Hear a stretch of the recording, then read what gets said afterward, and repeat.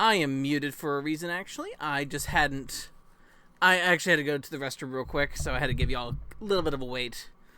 So, do apologize. I actually started streaming, and then I went to the restroom.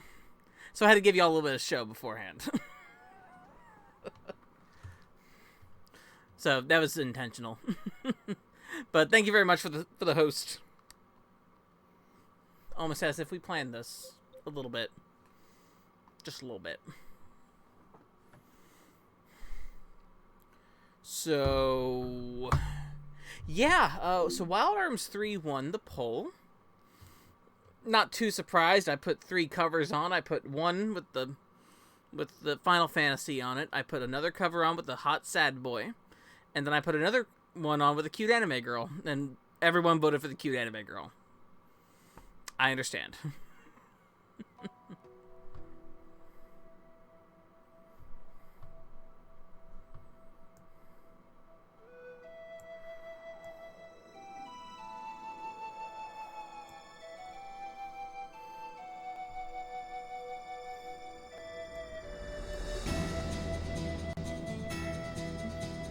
I do know this audience, and yeah, that's exactly what happened with Chorus. I think Poncho is actually the one who named Chorus officially.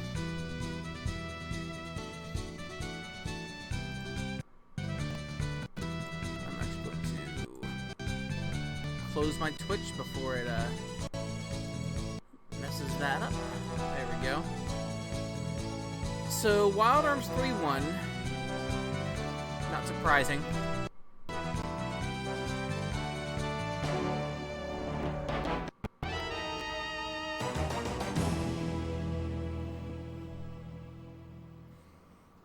No, actually, I did pop in the disc last night just to double check, make sure that it does work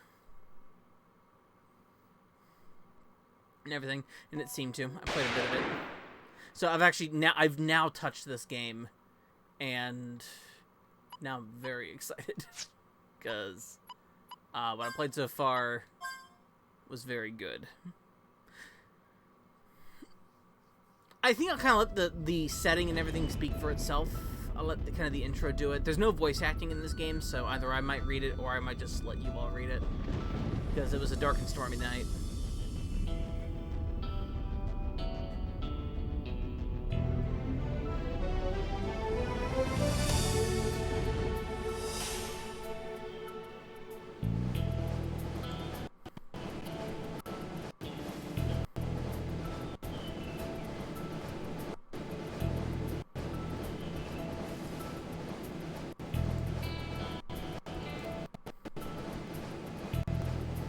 So, is this the second JRPG on the PlayStation 2 that starts off on a train?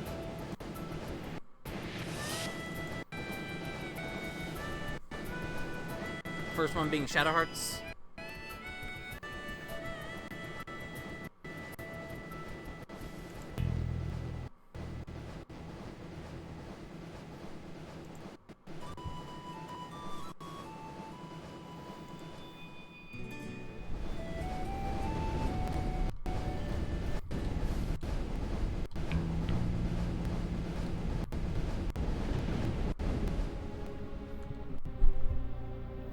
Nobody can sleep on the train.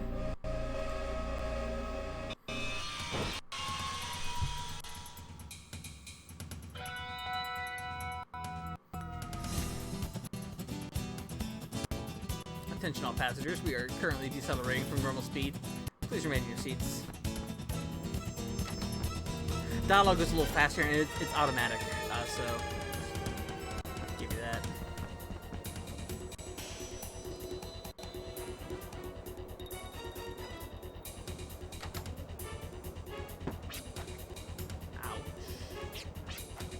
I'm terribly sorry. Are you alright? I was in a rush, and... I'm not going to read it all, but I will do funny voices for some characters. I'm not sure I'm making the rounds to see what I can find out.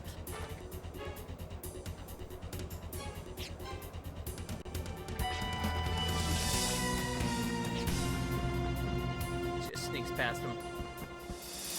Poor guy.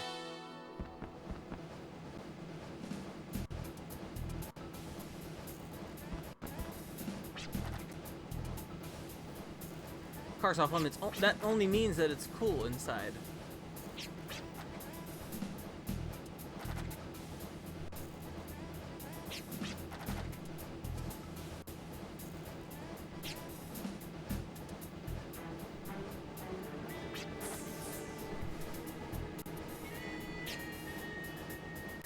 Oh, you're on the Pentagrel. Have fun. I know exactly where you are. I am playing the the part of the game I'm in kind of slowly on that one, so I will, I'm gonna probably kick it into high gear next week sometime. A little more, maybe go ahead and just push through to the end. I've just been taking it slow, not for any kind of reason, just been taking it slow and letting it kind of soak in, even after the point you're in. So I'm just like, I don't want it to end, is the main thing. Because I know when I end it, I'm like, oh shoot, that was it, huh? We'll see what happens, though.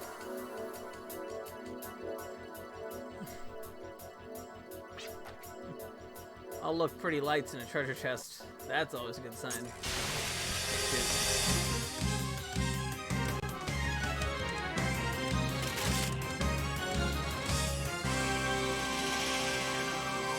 And character select.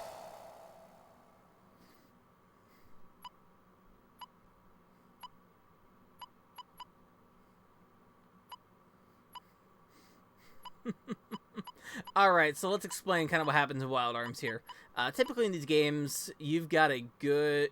What happens in the beginning of these is that we're going to first go through the stories of some of our party members first, before they met.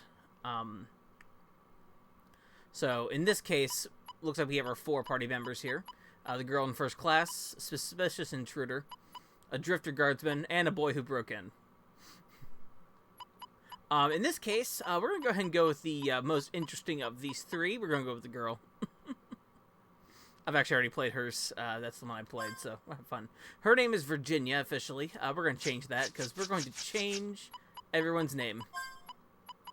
So, I'm just going to go ahead and do the correct choice for this character.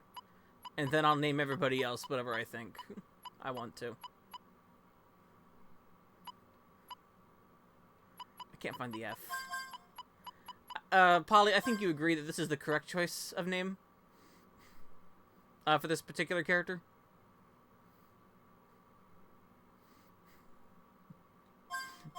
Good, because I'm doing that. When I found out that you can also name party members in this game, I was like, oh shoot, her name's Iffy. I don't care. That's what I'm doing. 2 weeks ago, before the fateful encounter, Iffy Maxwell, age 18. Her life in the village where she lived has always been graced with peace and tranquility. That all changed the day the village was invaded by demi-humans from a neighboring settlement. Her life as she knew it ended that day. However, this was also the start of her journey.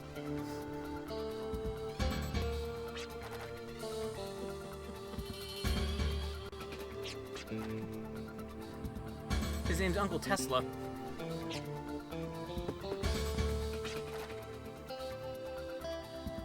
me teach you a lesson. Look at these. Look at these hobgoblins.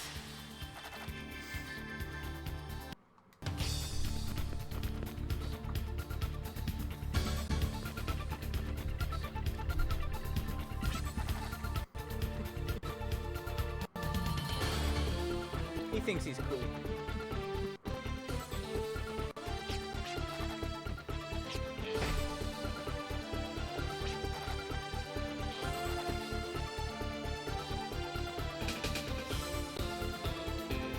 Get some of that gob-gob.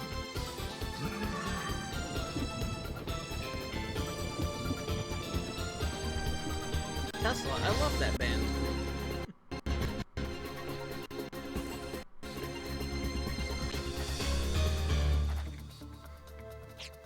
Everyone is safe.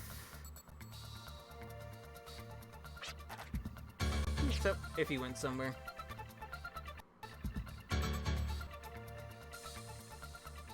I gotta admit, the, Wild Arms 1 and 2, people say that those are, like, the aesthetic does hit that Western kind of aesthetic here. I disagree with that exactly. I think those games are actually more... They are more science fiction than anything. I will admit that the look of this game is very... Like, this particular art style really hits this game really, really well. I think this character model looks really good.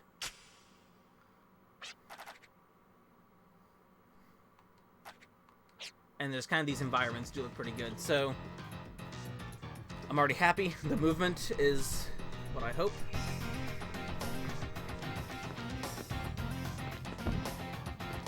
We can run like we can in usual Wild Arms. That's good.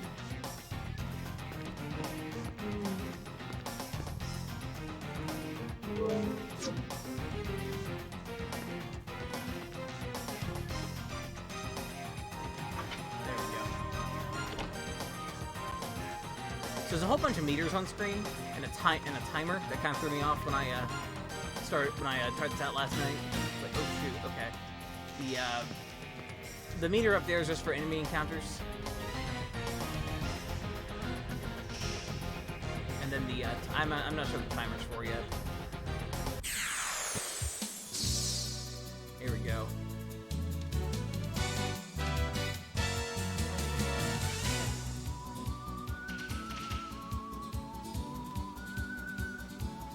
So battle system is exactly what you kind of think it is in a turn-based JRPG. Except with guns.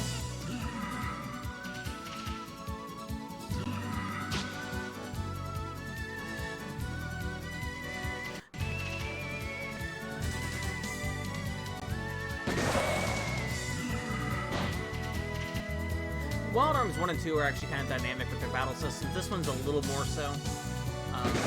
This movement stuff doesn't really do anything, from what I've seen. It is just what it is.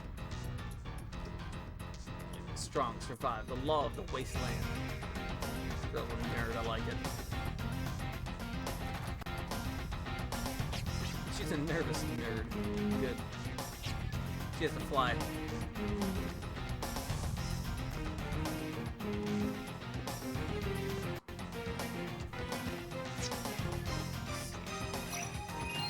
Exclamation point appears over your head. That is an enemy encounter. Quick press the circle button to avoid an encounter with the enemy. Whenever you avoid an encounter, the difference between your migrant level and that of your enemy is subtracted from your ECN gauge. Should your migrant level exceed that of the enemy, you can avoid the encounter without affecting your ECN gauge. Also, your ECN gauge will regain 1 point after winning each battle. You can always engage in battle by quickly pressing the circle button twice or simply waiting for it to begin. So in this case, we can just kind of wait. Do that. Is it low again? Let's see. I'll turn it down a little bit. I like this game's music, though. You don't want to hear my voice? The game's music is better than my voice. That's alright. I'll turn it down a little bit. Maybe that'll help. Maybe that's a little bit better.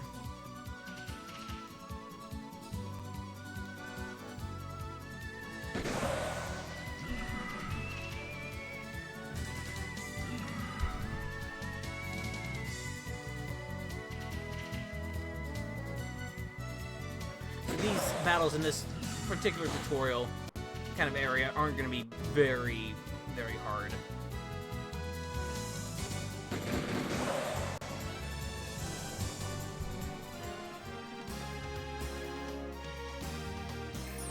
Your arms are wild. Hey, Sunday. And hey, Liana. As well, I don't know if I said hi or not, but there you go. Birds of Passage catches your eye.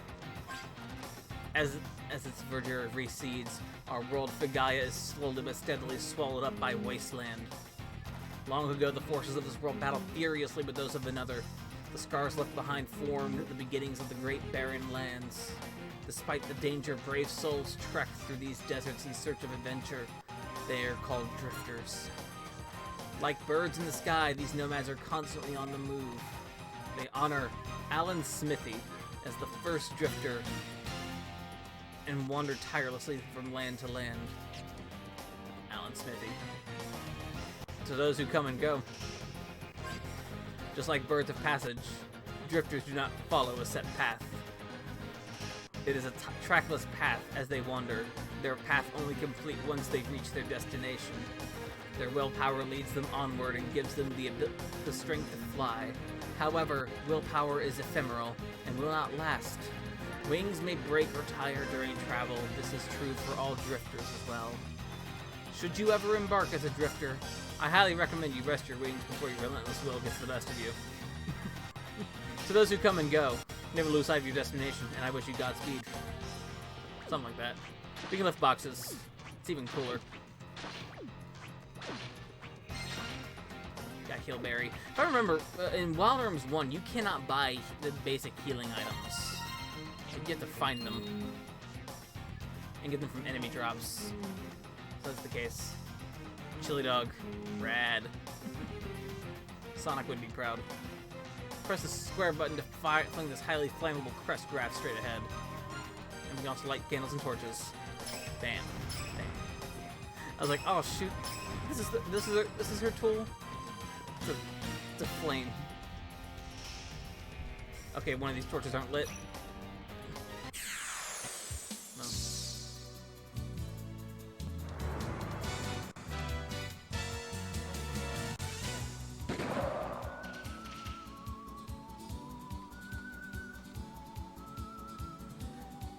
I'll explain a little more about the where this battle system sort of goes a little bit later.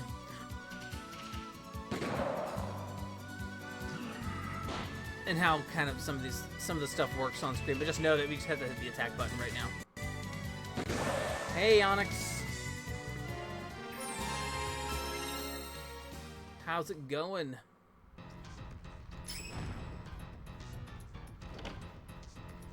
I'm a Chili Dog. It's the best looking Wild Arms game. It probably is.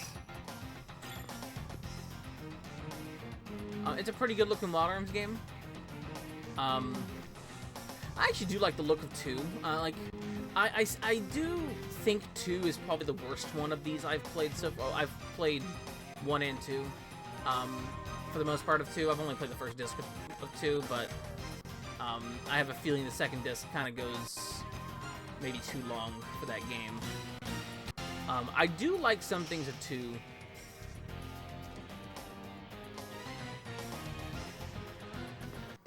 The PS4 version kept crashing. I'm playing on the PS2, so hopefully I don't run into those particular issues. I don't think I'll run into those particular issues at all.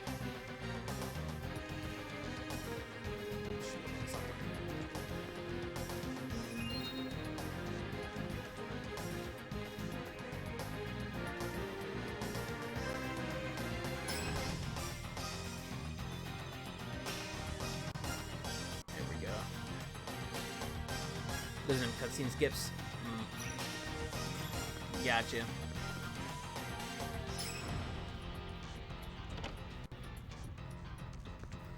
Understandable. I'm not sure how hard this one exactly is. I've actually never played this game, so we're gonna find out. Confidence versus overconfidence catches your eye, so we're gonna find out how I feel about this one in particular as we play this. Once you have enough experience and are confident in your abilities as a drifter, it might be a good idea to set your battles to auto-battle. Auto-battle's quick and easy controls make it ideal for those on the run. But don't let it do all the work. Auto-battle won't help you against powerful enemies because you'll need special tactics to defeat them. There's a fine line between confidence and overconfidence. Remember, every fight is different, so adjust accordingly. Good hot tip. Oh yeah, these replenish your gauges. The white gems actually replenish that ECM gauge.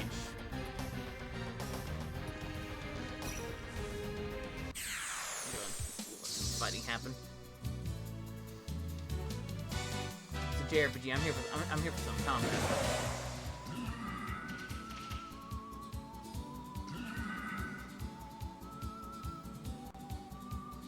So I've noticed that we'll get to her force abilities, but I did already take a look at them at least. I've only taken a look at hers. I know her first one is Mystic. might be better than Gale. Just maybe.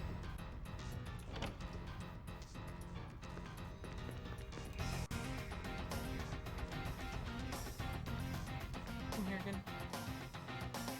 Ah, okay.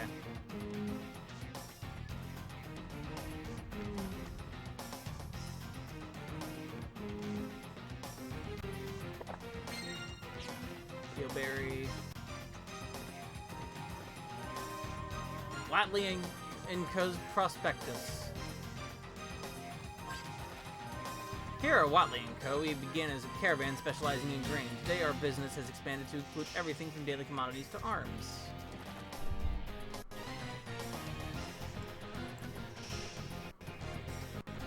We strive to aggressively promote our line of fine products in order to increase total sales. This fiscal term, we have high expectations for our gross revenue thanks to our timely acquisition of new market routes for fine arts and crafts. We at Watley are committed to the promotion of archaeological discovery by exhibiting objects of cultural value, such as a statue we call Stone Wolf. The green ones don't use it neither. Okay, it makes sense, because those are the ones that are probably higher, you're a higher level than the enemy's ECN, or level, or whatever it is.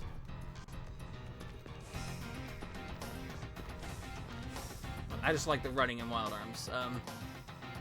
Wild Arms 1 has a great movement. Wild Arms 2 is similar, but this one has the slidey. I like the slidey. A little bit of slidey with that running movement. Plus, I can use the D-pad. We can use the R2 button to look at objects of importance.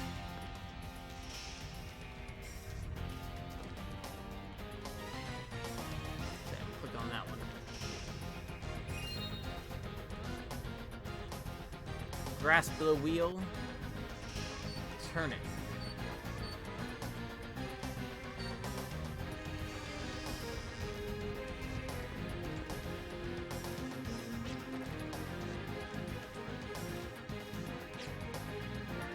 Got the stash. Oh.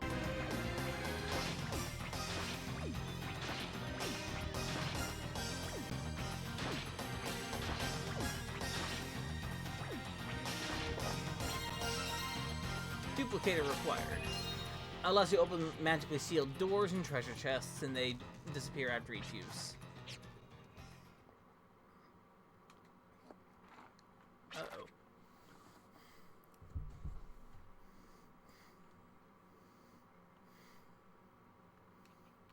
Father dressed in a white lab coat.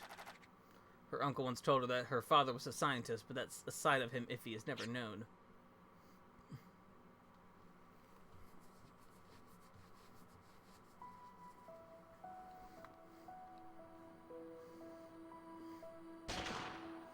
Teach your child to shoot guns. Exactly, that's how it works.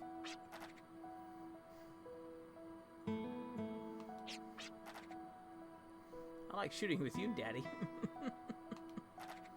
Oh, little Iffy in the text box. Little Virginia.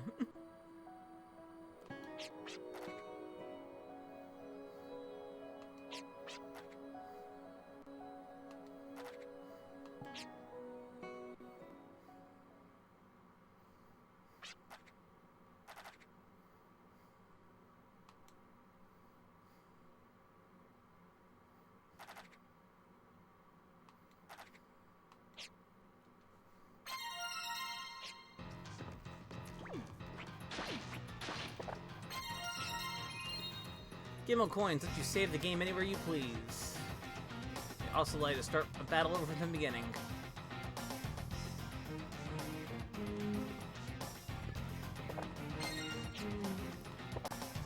Not too worried yet. Actually, I want to check something real fast. I didn't look at the inventory. Okay, we start with 11 Gimmel coins. This is the game that starts using those Gimmel coins.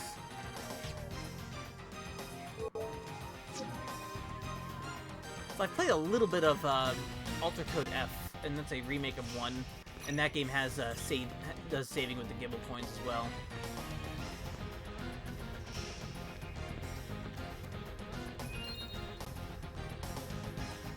Oh yeah, you have to actually go into the menu and use the duplicator. There we go.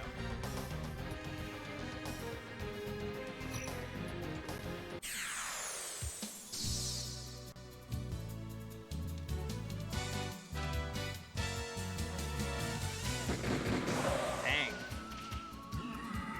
Crit.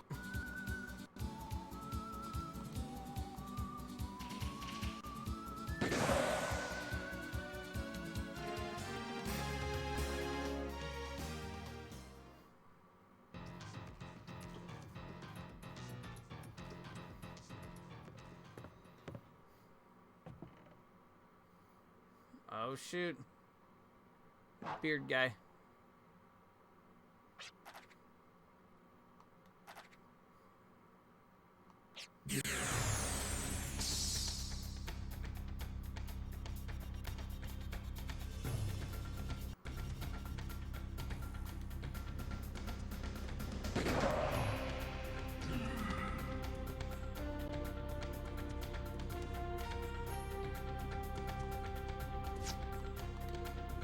Game's gonna teach you about force here.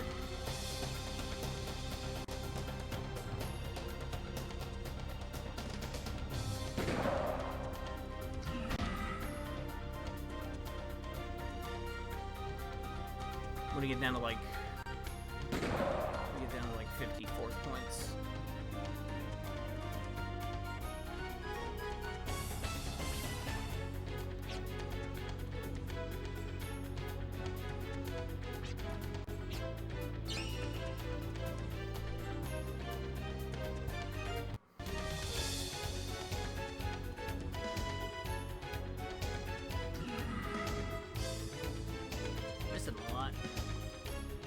This game wants to use Mystic here.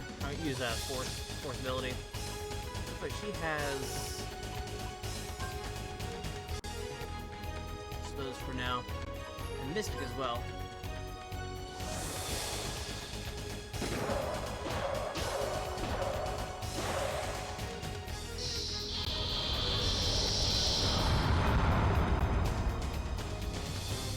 There we go.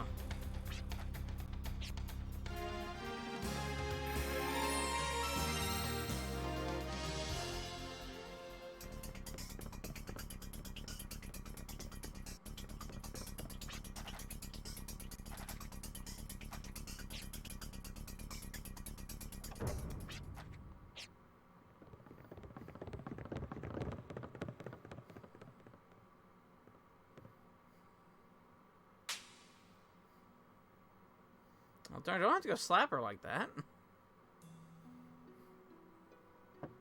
All right.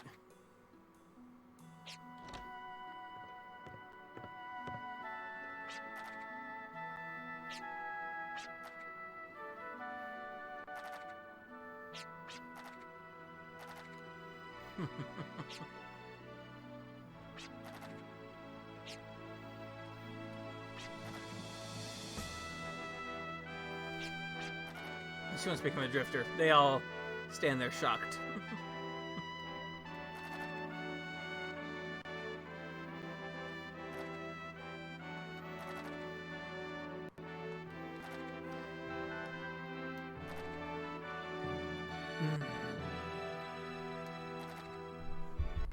You know, we're gonna kill all sad memories. There we go.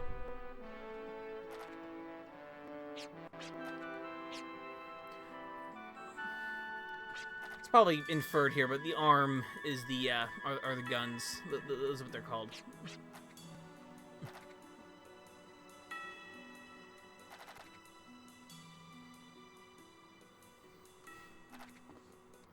what it means to be a drifter in the wasteland. If you're designed to help people, always make you hit a destination and fly as far as your wings will take you.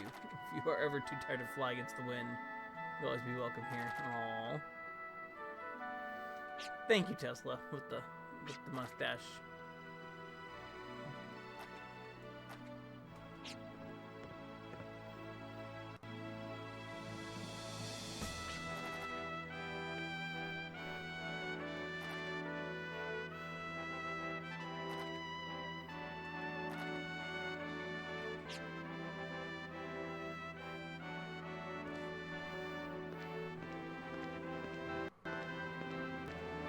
Hey, June. I'm doing alright. How are you doing? Excited to see this game. Well, we were actually in the intro. We're actually just getting into the intro here for this game.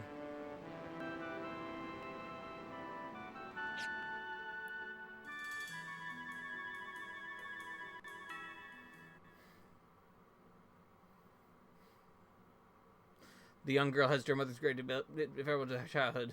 Her expertise in arms, taught by her father, bolsters her resolve.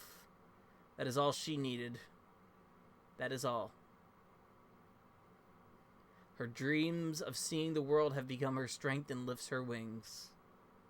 But the path to the future is often a winding one. It tires some and leads many astray. Arms cannot overcome adversity, nor are they the only source of strength. The moment the young girl realizes this, she will truly become a drifter. Having an argument with my programmer over we have to make a character in the game and dick or not on the sprite. Of course you're in the yes category. Of course you're the yes person. Gonna make her save right here.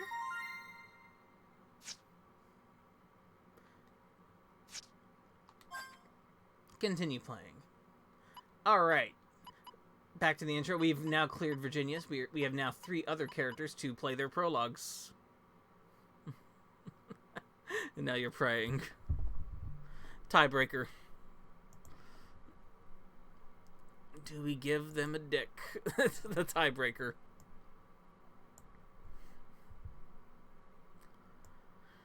So let's see.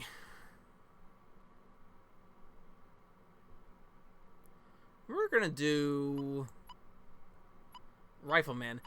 We're gonna do all. I mean, we're gonna do all 4 of them, so it doesn't really matter too much. And that.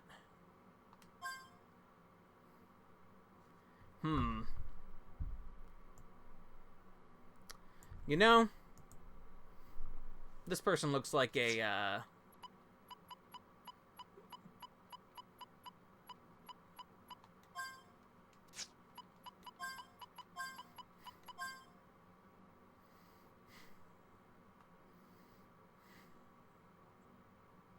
This person looks like a John. I'm gonna give him the least cool name. It's gonna be John. Actually, that's not the least cool name. I know a cool person named John. I can't do full John Thayer. I was gonna do that. That's okay. We're gonna do that.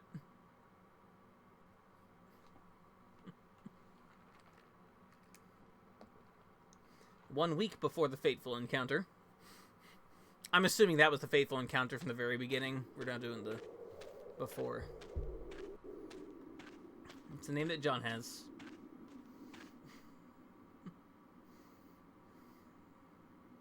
Intro. A drifter who makes a living as a treasure hunter. But that is not all. But that's not all. He is an outlaw willing to face danger. And won't hesitate to stoop low in order to earn his daily bread. Let's get this bread. Living for the moment. What is it he truly seeks? Could the answer be found within these ruins?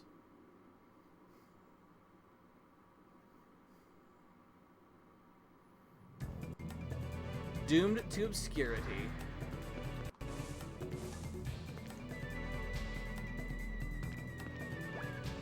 When facing a ledge, holding down the direction button on the answer, you may find yourself tottering. Press X to jump off the ledge. Yep. I'm gonna look around first. Oh, I wanna mess around.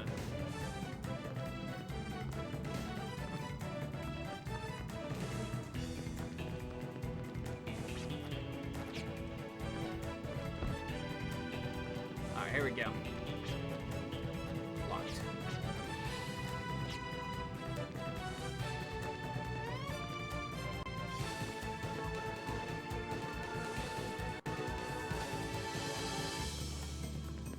This game looks really good, though. I would say, like, even as far as, like, early PS2 games, this is really good looking.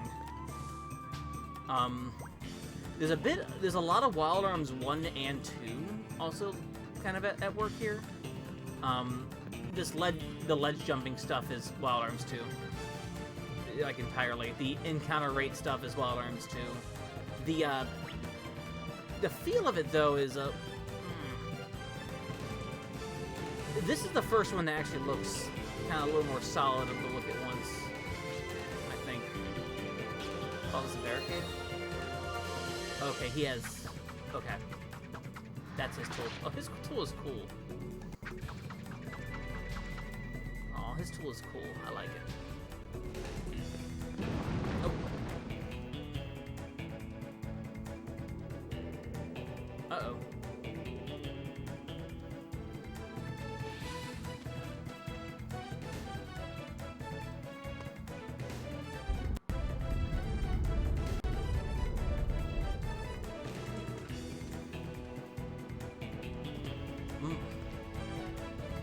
Around here we go. Press the L1, R1 buttons to explore all in search of treasure galore.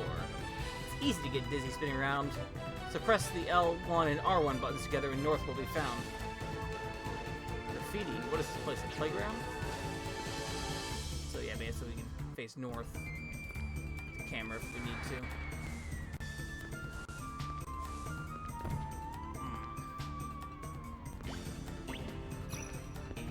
What is that?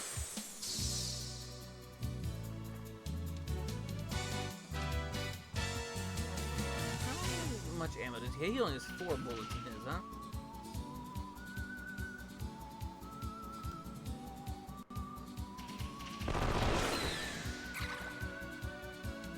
Only full 4 attacks without reloading.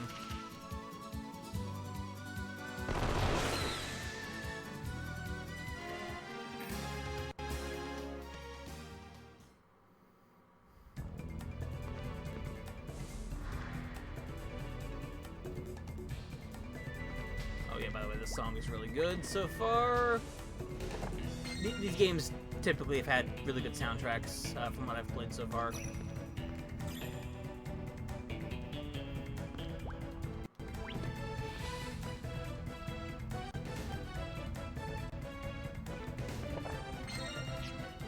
Yellow.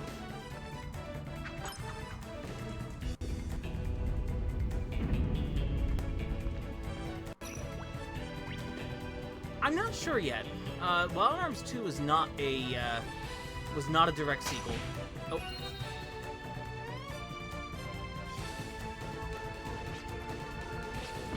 Spears.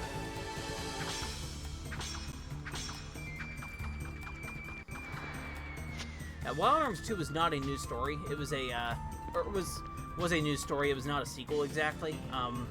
It took place on a planet called the same thing, but also wasn't the same thing. So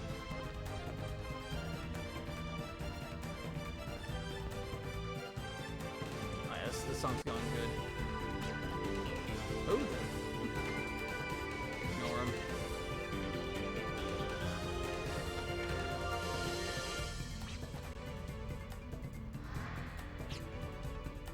Couldn't find him. Oh, sorry, I hit the button too fast. I'm sorry about that. Sounds like the person who picked the lock is causing quite a scene. It's got nothing to do with me, though.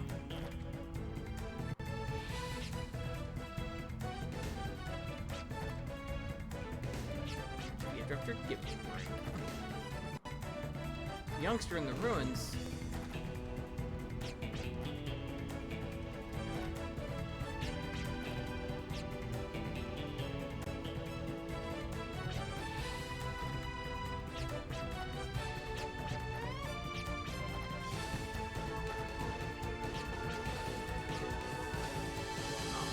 Not doing. He doesn't play nice. Was Penny Arcade around in 2002?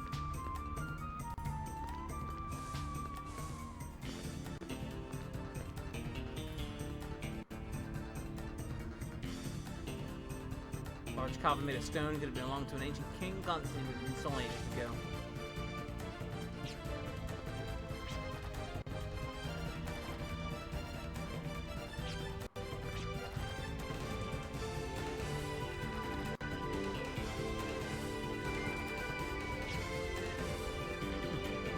Yeah, everyone does have face graphics, but they're on the right side there, and they're a little hard to see. But they do some character like the first character we played as does have a different face graphic based on mood.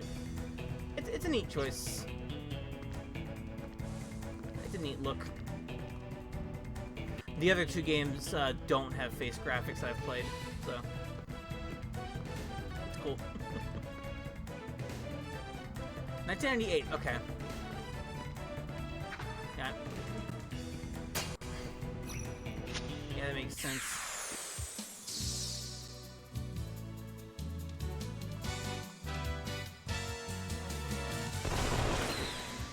There we go.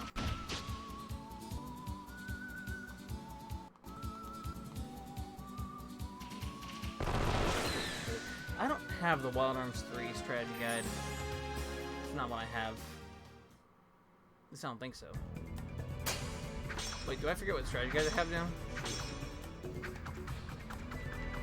Admittedly, I do collect strategy guides. That's a... RPG strategy guides are fun to collect.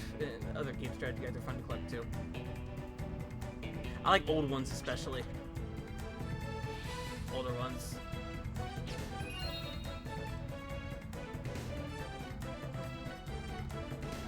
Shoot, we can grab on the nets.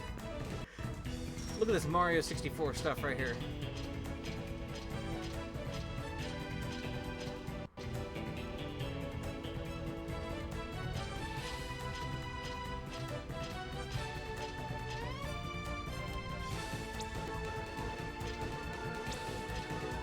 Oh shoot. I see.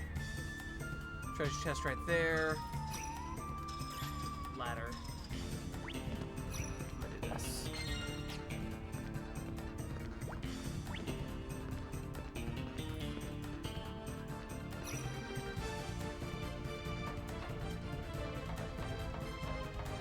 $19.98. So the Wild Arms 3 strategy guide came with penny arcade strips.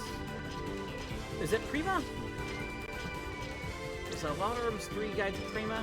I'm not sure actually who did that one. If it was Prima, I can like, okay. If it was Brady Games though, I might not be able to forgive myself.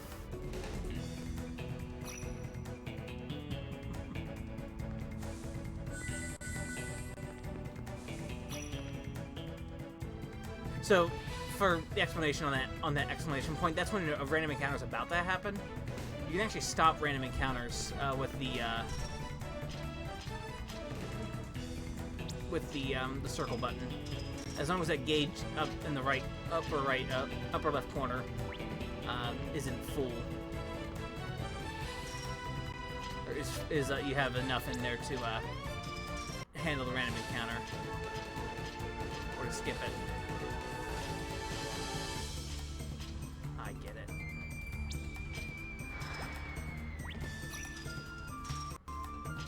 Or if you can sort of do that.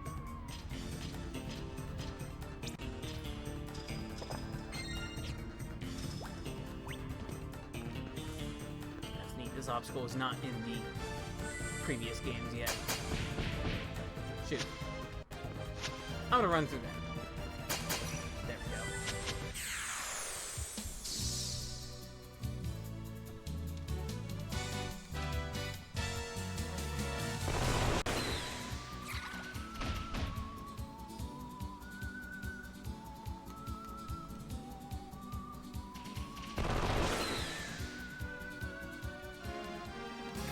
We're still in the intro, so combat's still gonna be a little easy.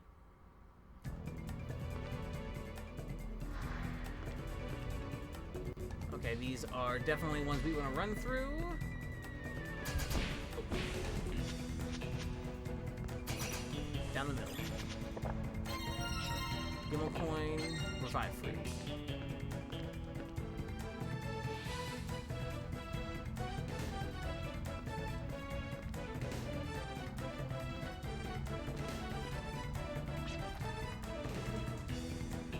He thought we were a monster. I ain't here to hurt you either. I have other plans, although I'm not so sure my source is reliable. Drifter.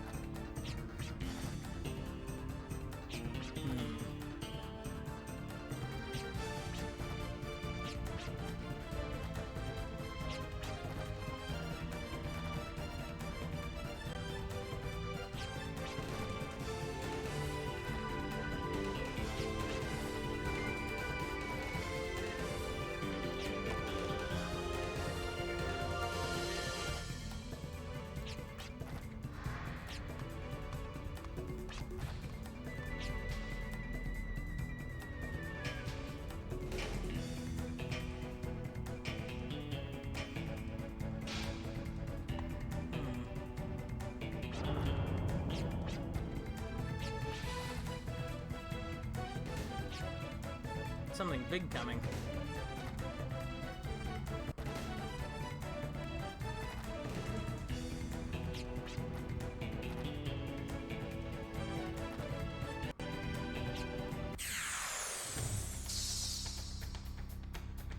Huh, big monster.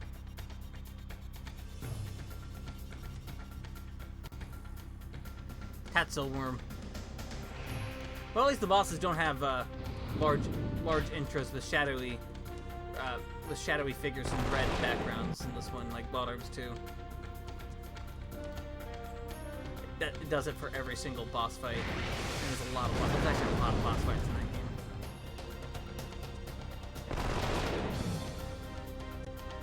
We haven't even checked out what forces he has.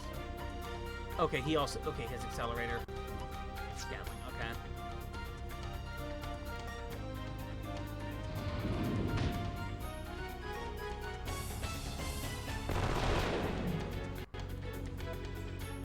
Yeah, this track's good. We're going to reload this next turn. He's recovering.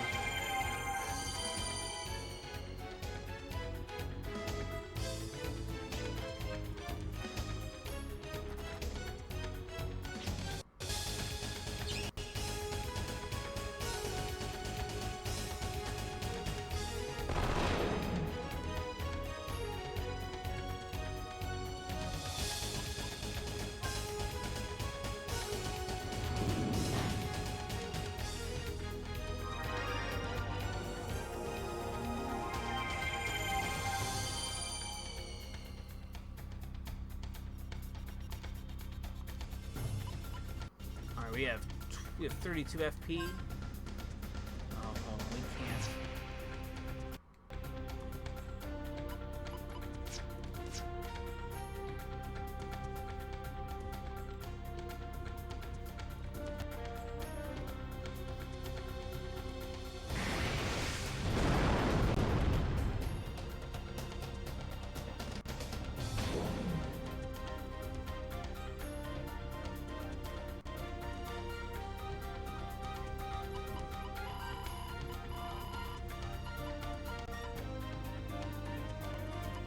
Buck. I actually use Twitter names actually for character names when I do usually, so we'll see what I do.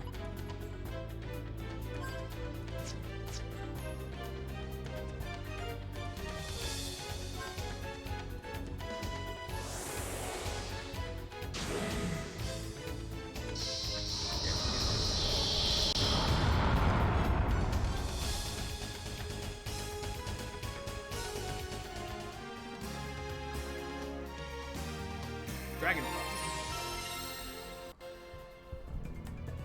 Frank is acceptable. Okay.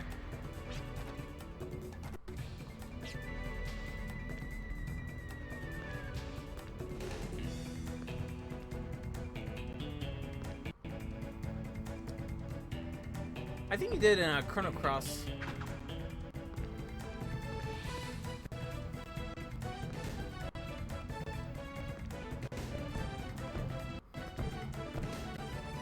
Normally a Clive, but I'm good with the June.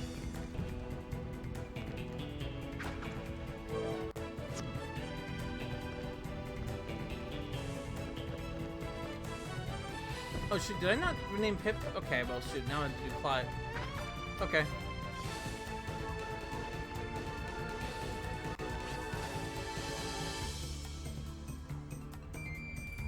Probably. It was kind of out of the way to rename characters.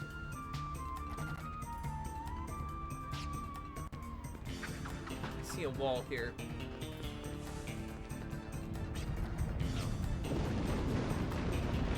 I'll give you a rifle. Alright. Are we stuck down here?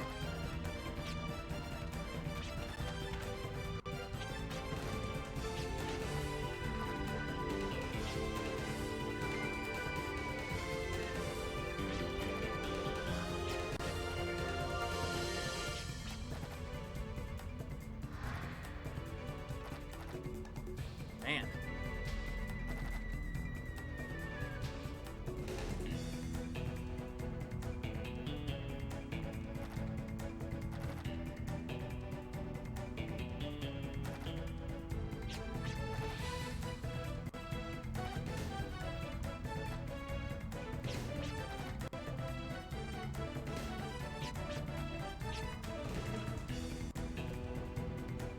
A rifle.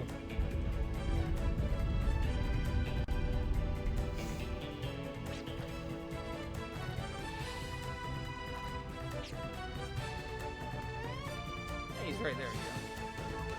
I still have not played that Bionic Commando game. I've seen it played, and I've seen cutscenes from it, and I laugh, and I love it. And I'm like, shoot, I will like this game if I ever play it, probably. I mean, I know it's not good, but yeah, 2009. Okay, yeah, that sounds about right. I remember when everyone was complaining about that, and like, ah, this looks like... Is it really that bad looking? It's fine. I know the Western push was kind of weird, but there, but you know, it was all Keiji Inafune's fault, really. So I guess there's some bad thoughts there now.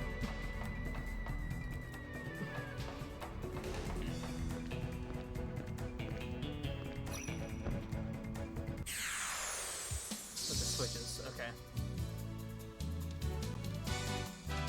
Not the fun time.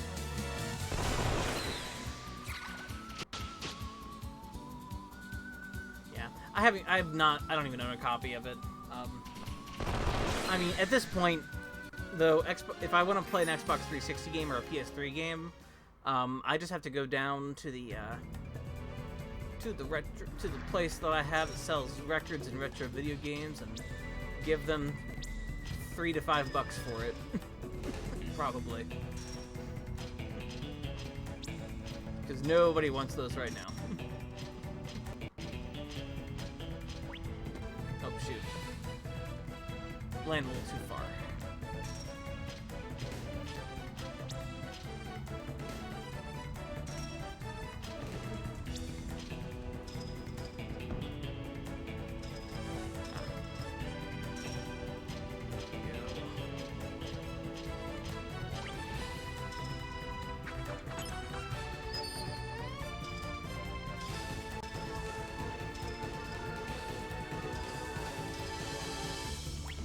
Darn it. It's funny that the camera is still controlled with the L and R buttons here, and not the right stick. That particular control thing still wasn't quite around until a little bit later. Like, if you ever played GTA 3, GTA 3 like uses the L and R buttons for camera, and it's hilarious to me. That's really funny, just these days. Clive, all right, June. I think I'll I think I will be doing that.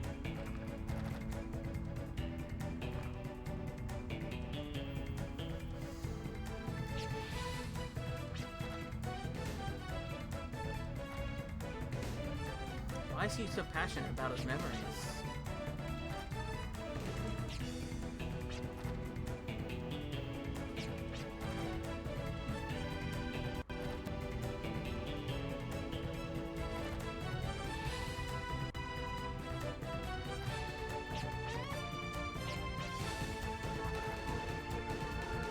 Train transporting a great treasure. Strict screening of all passengers for every single train.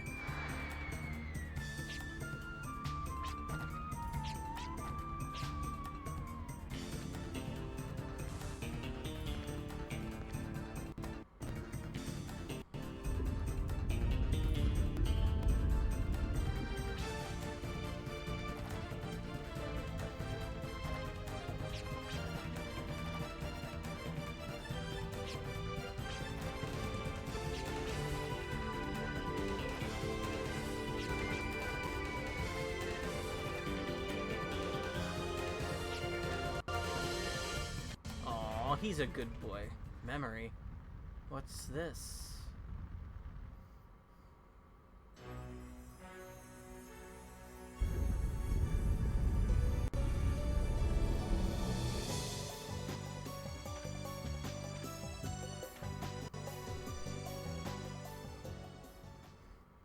Afterwards, John looked into that train Pike talked about. He managed to jump on board and waited for an opportunity to infiltrate. A sudden impact and the chaos that ensued gave him the perfect chance to break in. With the treasure in plain sight, this was where he would encounter three strangers. Were they friend or foe? The darkness that opened up before him seemed endless, as if obscured by the world's future. The train John had boarded was still making its way through the long, endless tunnel. Jet, whatever his name is. Well, they've actually already shown it. Way a little earlier. Everybody broke into a train, and well, this is actually the character selection screen. Is that moment?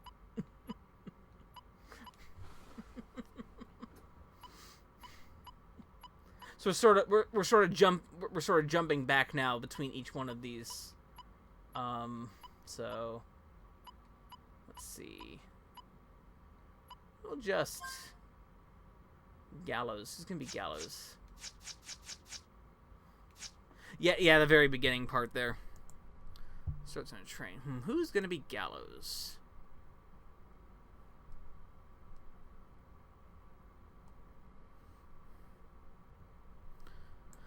Who was unfortunate to message me on Twitter? Or I could do Onyx.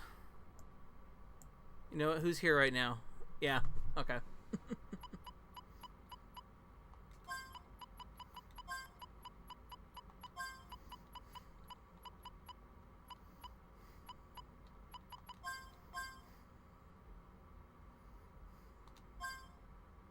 There we go. 5 days before the fateful encounter.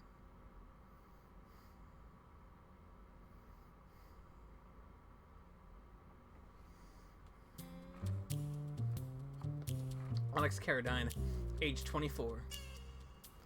He had turned his back on his lineage and destiny and recently took to the wasteland as a drifter. Yearning to escape his fate, he harnesses his inherent strength so he may live freely. However, he has yet to realize the true meaning of his actions. Little does he know that in his very lineage and destiny that gives him such strength. Is he what I think he is? I'll be darned if this is true. The sacred artifact of Baskar, known as the Arc Scepter, will be delivered to the transcontinental train to Baskar colony.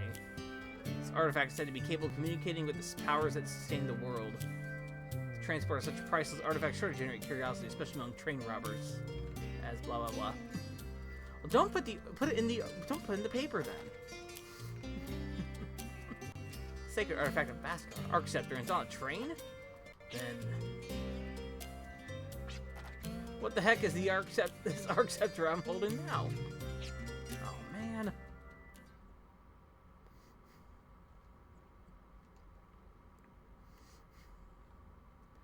3 months earlier. Whew, I'm getting good frames today. That's actually good.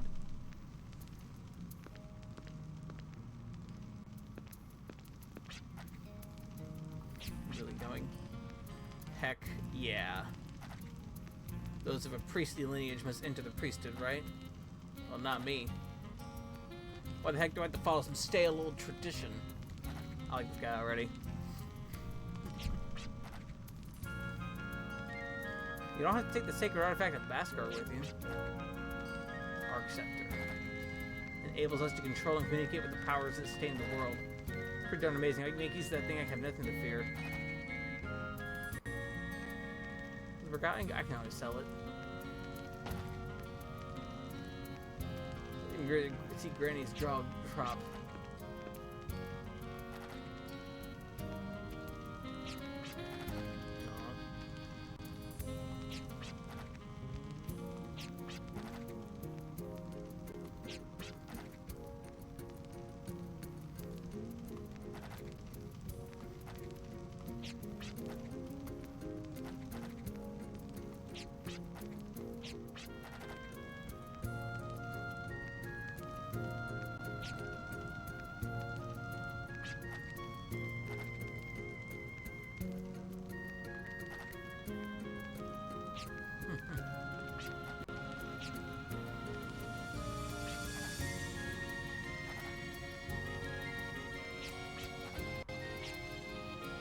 I think I know who this guy, where he comes from, if he is...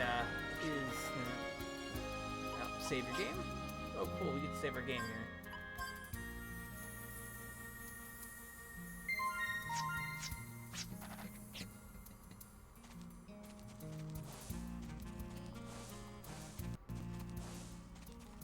Ooh, that good movement from Wild Arms 1 is basically here. Drift.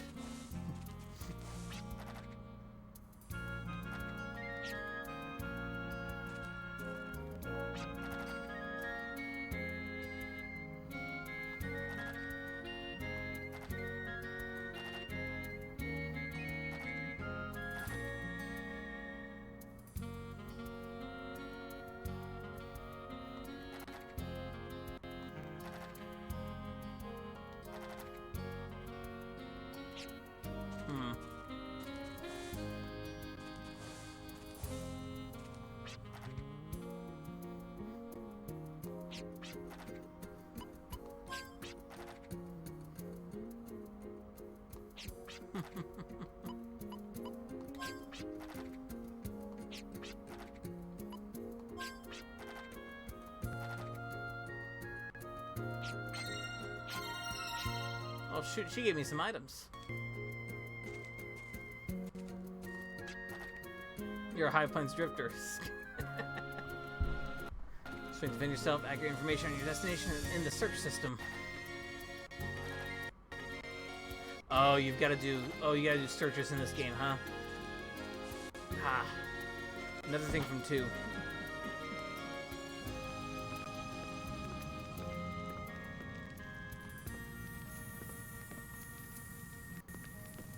One had a lot of neat things going on. If you ever have a chance to play Wild Arms 1, I actually really recommend it. Like, I like that game a lot. It's a bit long. It's about a 30-hour. It's like a 30-hour RPG. But like, if you ever get the chance to play through it, just give it a go. It goes weird places. Like, the game's plot, like, just goes over. Yeah. So you're back visiting the altars. Wonders will never cease. I like this woman.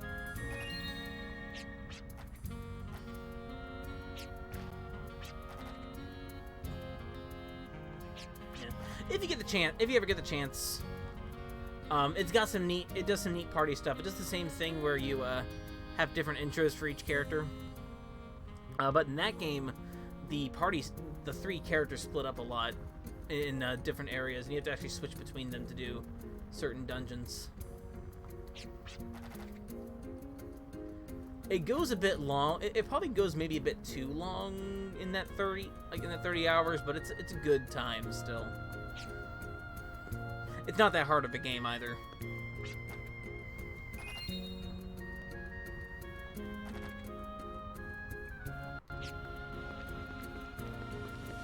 Fallen Sanctuary. He has no tools yet.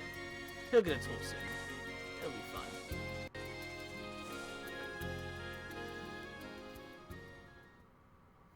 Southern Shrine. Okay, yeah, it's only a one-disc game, so you'll have it'll be a good time. Are they?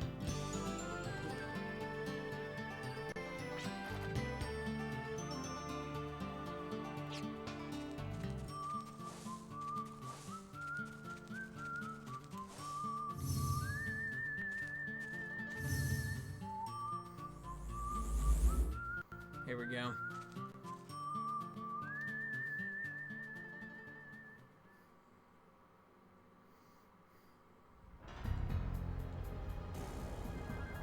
Buckle up and give Xenogears an actual long try. If it helps, I'll give you a time for how long it actually took me to beat Xenogears my first time. The only time I went through it, the one time, it was about 50 hours. So just as a warning, it is a little long. It's a good time though. That second disc is a lot of reading, but you know what? It's got some crucifixion, and I'm all down for some crucifixion of anime avatars.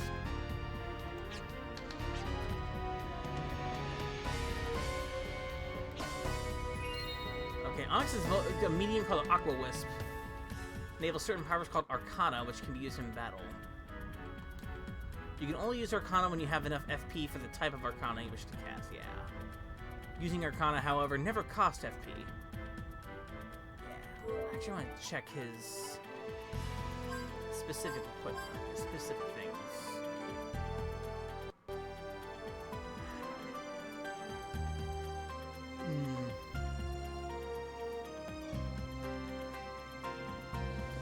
Yeah. Just actual text speed. That makes... I understand that. Oh, looks like we're jumping down.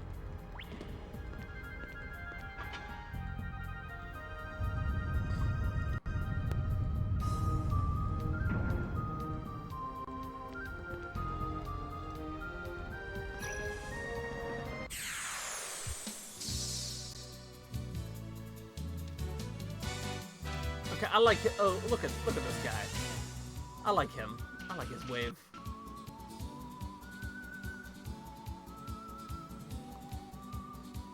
I like Xenogears. I'm just giving you a, but I am giving an honest opinion on that game too.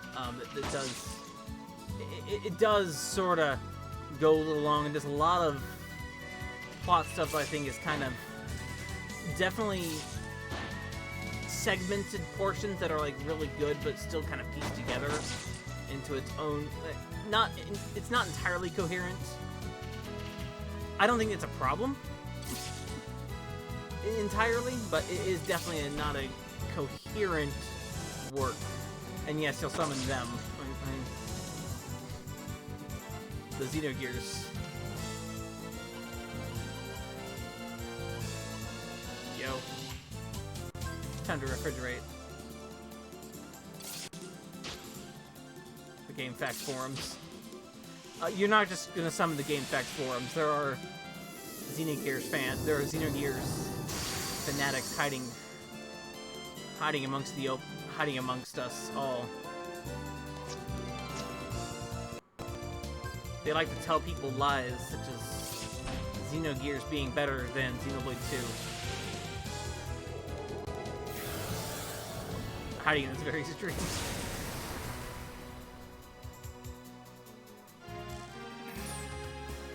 Or that Xenoblade 1 is not the greatest of them.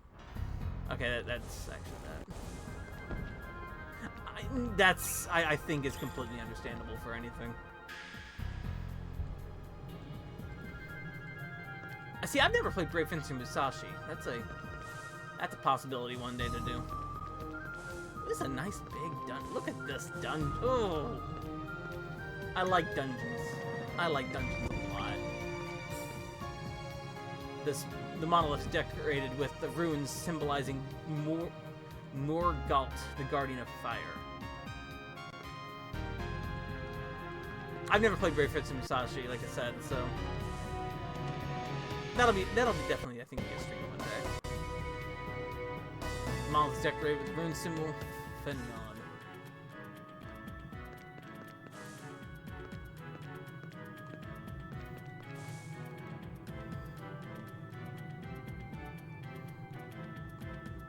I think there's a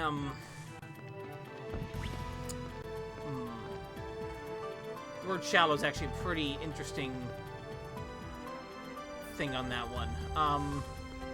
If they've played through it and that's kind of what they are, maybe that is the case actually too, for a lot of people.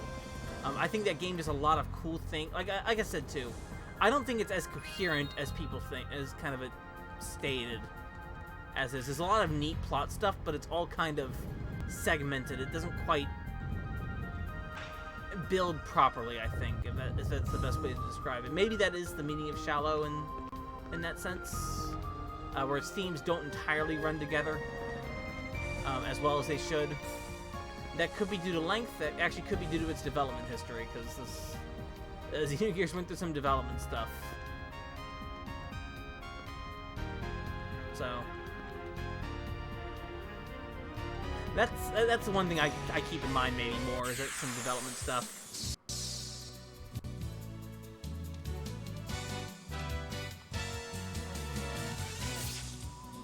Yeah, but the philosophy not quite all being there. I think I tend to agree with some of it. There's some cool, I will say there's some cool stuff in that game. That game goes some hard places, especially with its main character. Does a lot. Now, does FF7 do them better? Probably, actually.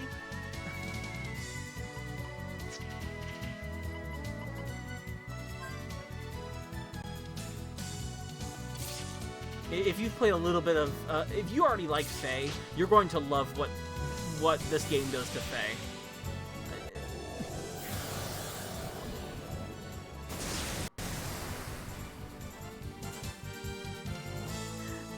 Oh. Yeah, if you already like Faye, you're gonna like Xenogears. I think if you like Faye, you're gonna like Xenogears.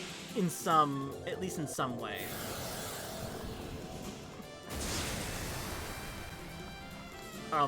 I will say this, June. I have a list of my top 5 villains of video games. My top 5 list of video game villains. Now, that list is Galleon from Xeno. Oh, Freezer Roll. Press the square button to summon ghostly beams of Sub-Zero Frost. Oh, extinguish torches. Okay. Anyway, Galleon from Lunar is my favorite villain of all time. That will never change. He is my favorite. Galleon from Lunar, absolutely. My second, third, and fourth favorite villains are Ozzy, Flea, and Slash from Chrono Trigger. Okay, maybe it's just Ozzy. Ozzy is one of my favorite villains from Chrono Trigger, which you just played through. On that list as well, though, is Graf from Xenogears. Graf is one of my favorite villains.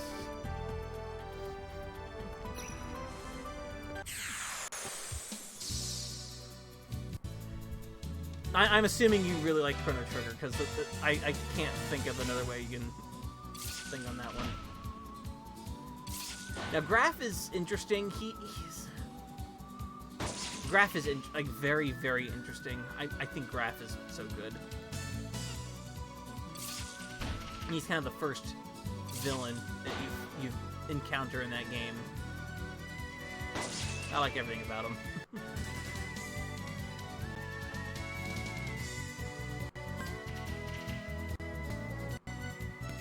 I have good taste in villains. Yeah.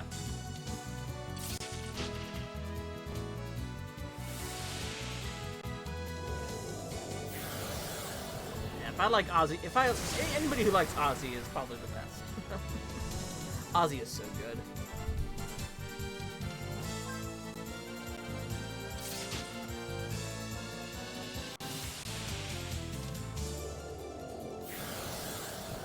Okay, so magic in this game is just building up FP to start using it. Okay, that's good to know. Magic sort of has a different role in each of these games, so it sort of changes in Wild Arms 2, and it looks like it's taken more cues from that game. If this game is just an improved Wild Arms 2, I'll be okay with that, actually. Or is like Wild Arms, like taking the good ideas from Wild Arms 2 and making them better. I'm good with that. Oh. Oh. There we go. That's the block I had to push.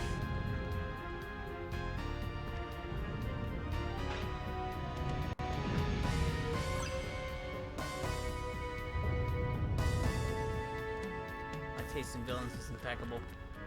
Oh, Onyx, you actually mentioned Saga Frontier 2 earlier. That's another game I've actually not played.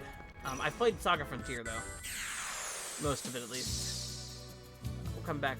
I'll actually probably come back to that game on stream once to do more of the stories.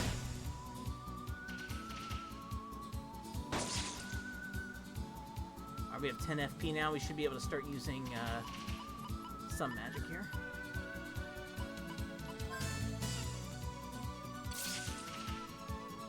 Correctly. The Gustav parts. Yeah. I've seen some good stuff in Saga Frontier, too. Now, I like Saga Frontier, for sure. Like, that's a favorite overall from what I've played of it. And I've beaten 3 of the stories. And I've done about half of one of the other ones. Assailas I've done about half of.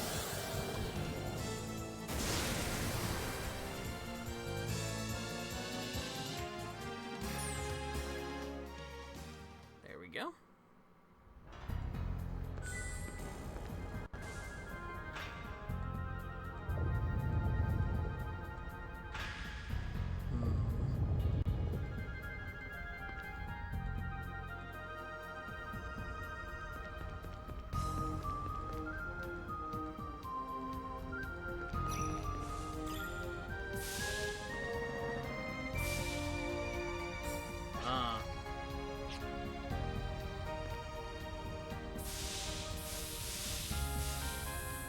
Circle.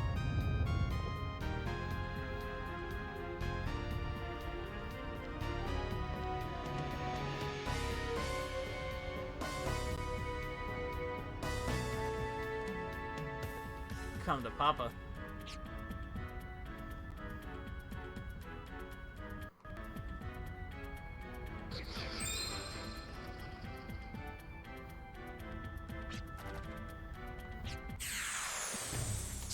Oh. Big monster. Oh. 4 small monsters.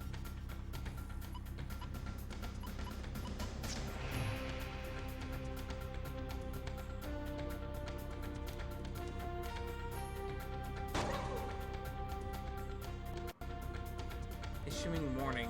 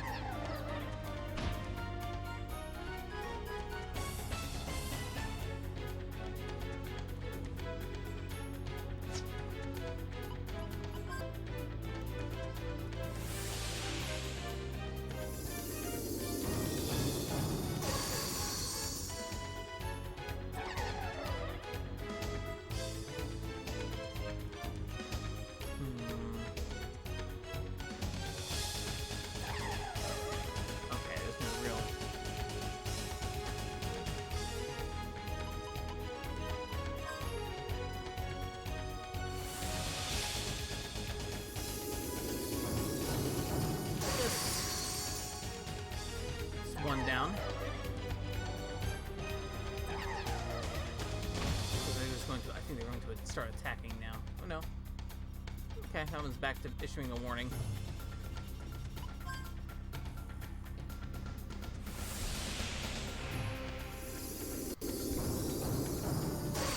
Second one down. Oh, shoot.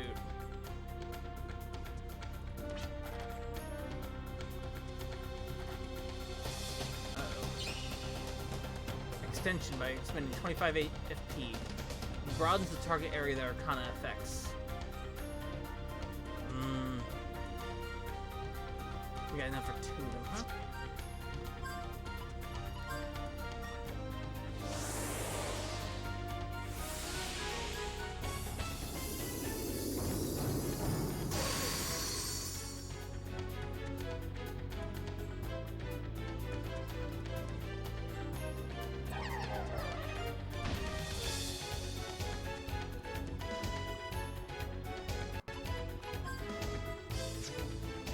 We want to go ahead and just use another extension. Refrigerate, and that'll do it.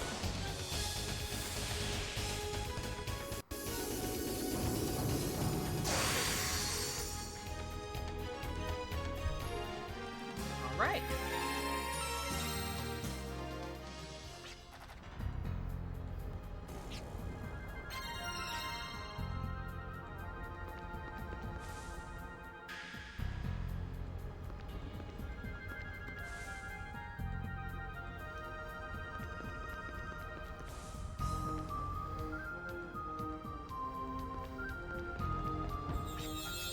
Uh-oh.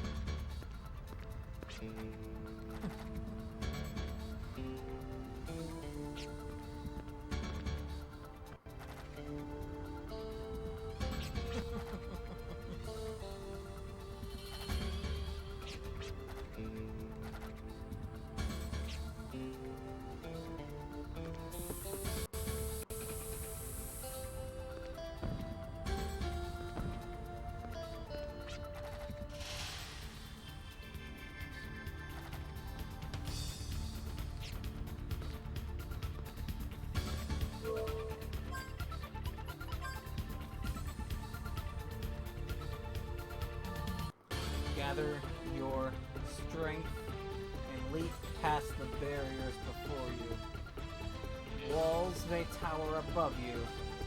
If you wish to penetrate them, you must first push the limits of your mind.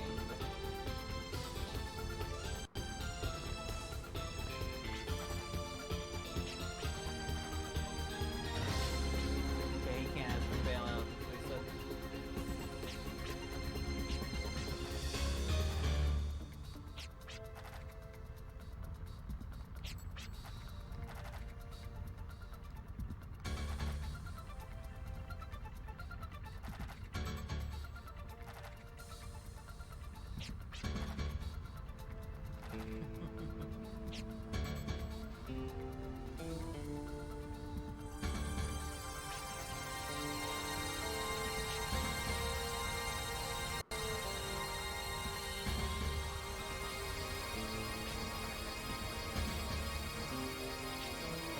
Amazing.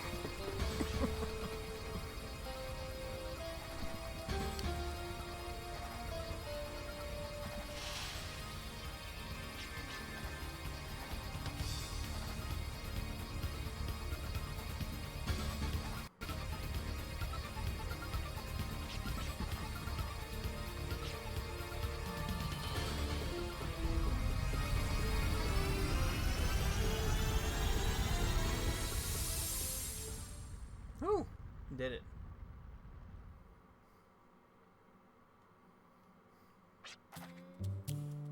Took a lot of brotherly love to get this thing. And now another Arc Scepter's on its way on a train. Just doesn't make any sense. So, is this the real one? Or the one on the train? I guess I'm gonna have to get both to know for sure.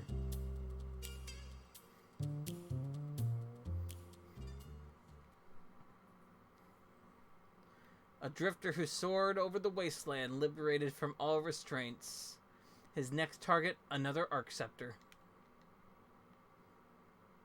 Verifying which of the two treasures is real will determine his self-value. It may be regarded as a small sense of pride. The dangers involved are many, but it's all so he can break away from his lineage and destiny. Little does he know, however, that unseen tracks already lie before him. An article obtained by desire. This can be considered a ticket for freedom. But it's a one-way ticket, and the destination is unknown. I'm just going to give you dramatic readings of those, of course.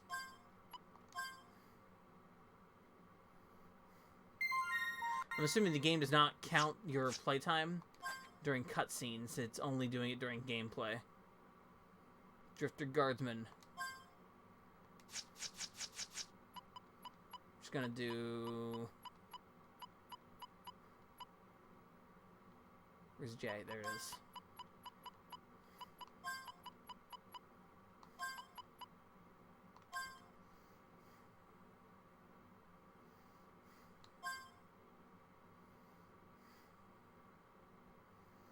My self-worth is directly how many shiny trinkets I can find and or steal.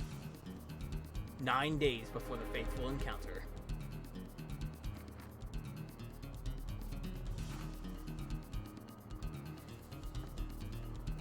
Got 4 characters this time, not 3. June Winslet, age 30. He's about to embark on a mission considered the most deadly of all drifter trades, eradicating a monster. These drifters are accustomed to risking their lives to face danger. They do it for the reward and to satisfy their spirits. June, is your spirit satisfied? One cannot deny that the eyes of many of these drifters are just ruffians driven by greed. Could this man be nothing or more than a ruffian as well? Or perhaps...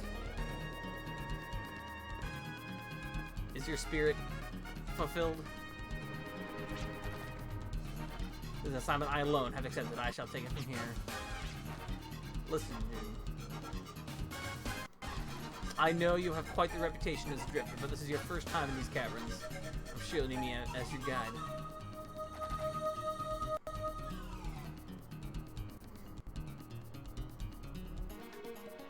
And you've heard of the buddy system, right? They always say 2 heads are better than 1. But yes, he does. But my mission is to exterminate the people in these caverns.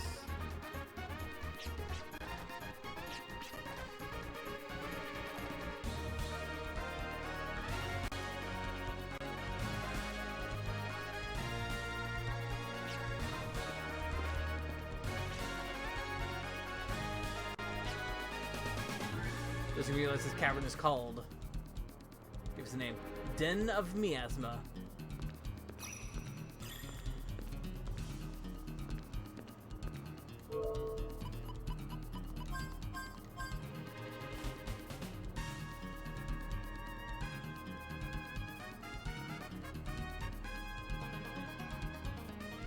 It only has 2.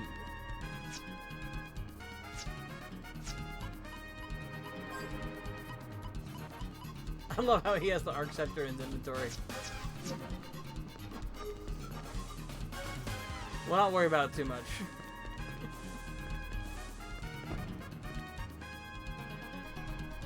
I like when that happens. It's probably going to happen in my RPG project that I'm doing. Because, you know... Alright, so... Okay, so, only 2 bullets, huh? Found it, you know, it's in inventory.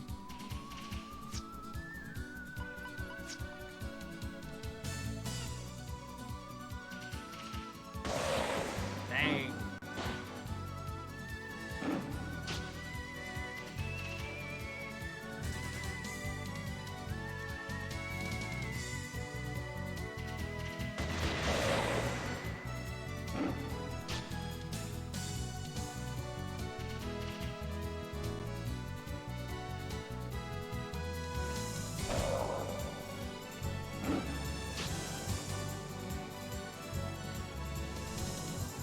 I don't believe I can change the battle camera to like anything that's less dynamic. So I do. That's just the game itself. Actually, let's check out the options real quick. I haven't done that yet. controller, sound, compass, battle speed, battle command, neutral, fix. Okay, that's fine. Cursor, screen, and screensaver.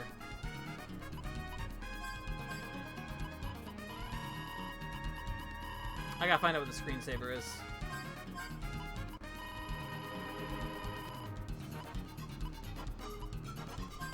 We'll do that sometime. I gotta find out what the screensaver is. Killberry acquired.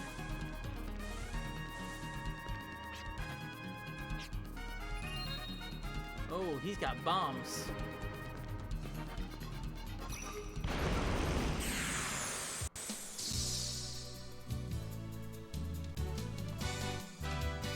I will forget.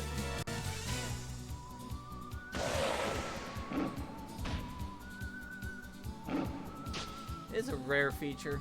Let's find out what this is. Because these games are played mostly on, you know, your older, CRT televisions, so screensaver really isn't for that entirely. I mean, it can be used, you know. For modern TVs, though, you want to have a screensaver to, if you have images they don't want the screen burn in. I guess the same can be said for CRTs a little bit. I think there's depends on the TV. All right, I will go ahead and find out. So I have to wait for a minute. You can hear this music. CRTs do have burn. Okay, I was thinking that they do have some kind of burn, possibly. So, but I gotta find out what this. They can have a little bit of burn.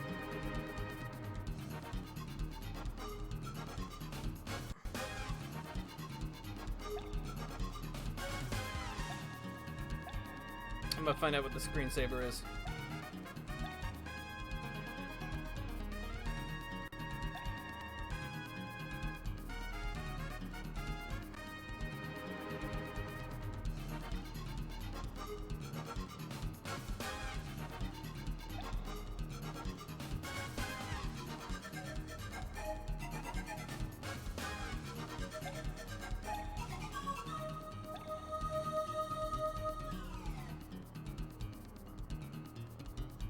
There we go.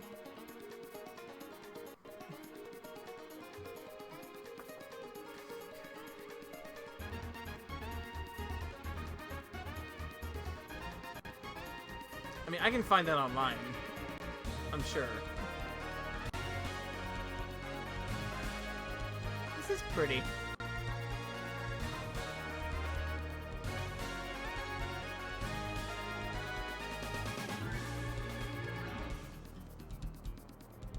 I don't think it is, but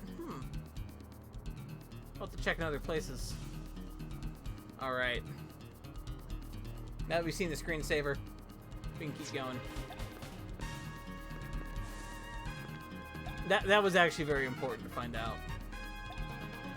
Okay, I see where to go. Not that way. I believe... Oops. Here's ground. I am wondering if this is related at all to Wild Arms 1. It might be.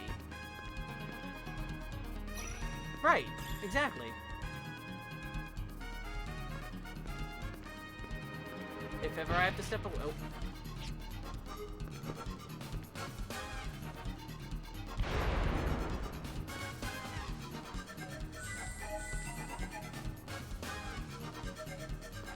The song was also pretty good.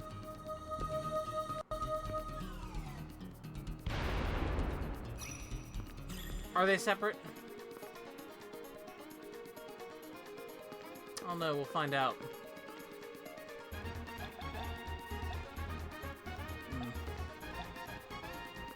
They're like Wild Arms 2. I'm good with that. I don't know, it depends on who shows up in this Phil Gaia.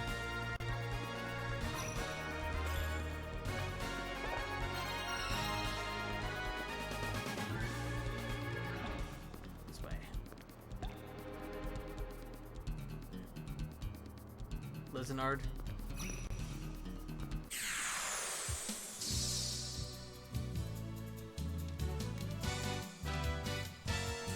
Two shots.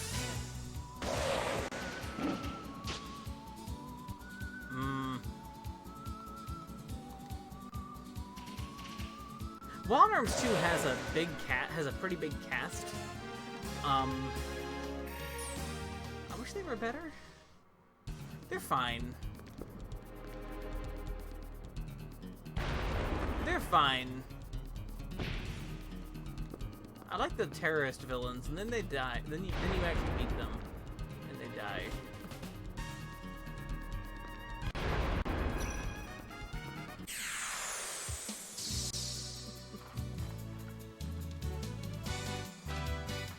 No one-handed control. This game is bad. No, I'm kidding.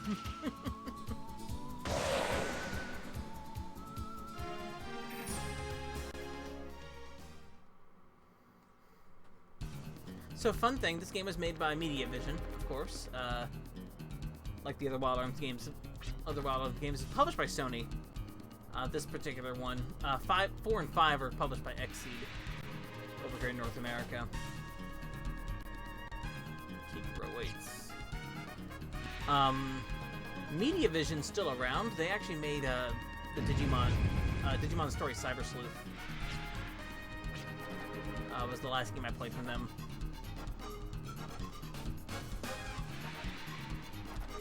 The PSP Tactics game, Wild Arms XF, is that right?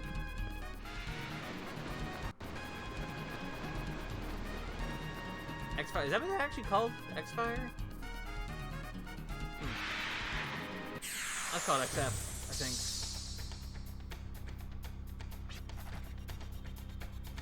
Looks much bigger and more agile than I expected. And it assumes such a cautious stance. I mustn't. Crossfire, okay, I get it. I mustn't let this one escape. I won't get another chance if I let it fly off. As long as I have accepted this assignment, I will carry it out with grace. I shall get rid of you at once.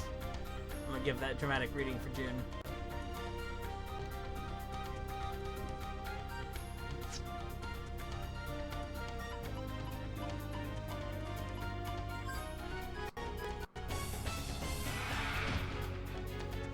What a lad.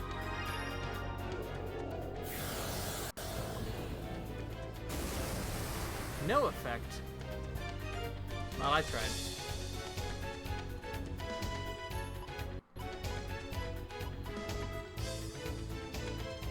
Oh, here we go.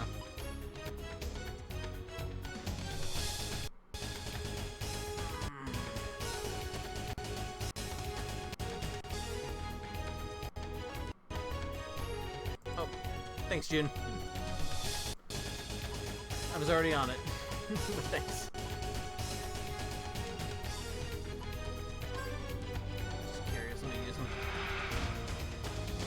Build up that FP. Nope, it doesn't. Okay, I'm gonna have to do this by gun.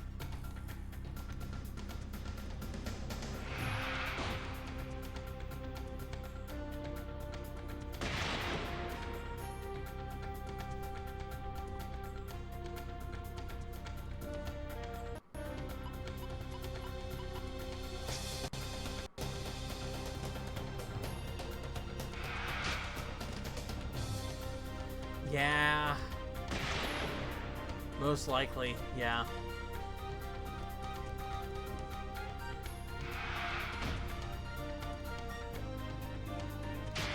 You gotta do something to fish him out.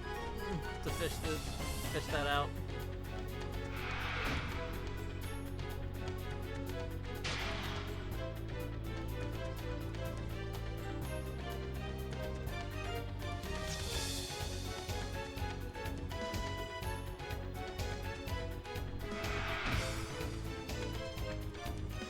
I don't think we can reload in battle at all yet.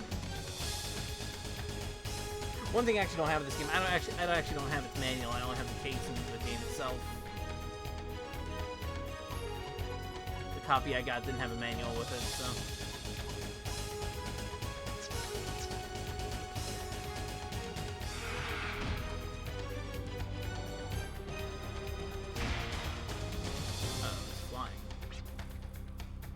evasive maneuvers. It may be easy for you to evade my shots, but I will not say I allow that to happen.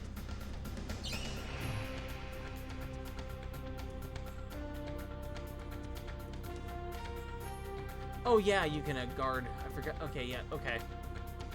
Guarding is reloading, isn't it? Yeah, there we go. Okay. Okay. Yeah, okay, that makes sense. Okay.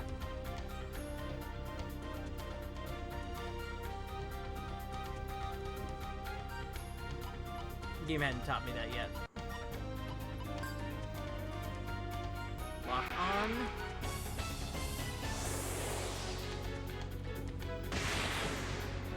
Interesting in this game that all 4 characters use arms. I possess the ability to track my prey's tail. I can foresee its slightest move. Oh, you see that? How could I be so careless? I could have easily prepared if I only had predicted the source of the miasma to be this monster. No, stop! Uh-oh. We good. Okay. Anyway, I have failed. I always seem to fall short at a crucial moment. Always? One of these days, How long have I been out? Doesn't seem to be too long, but...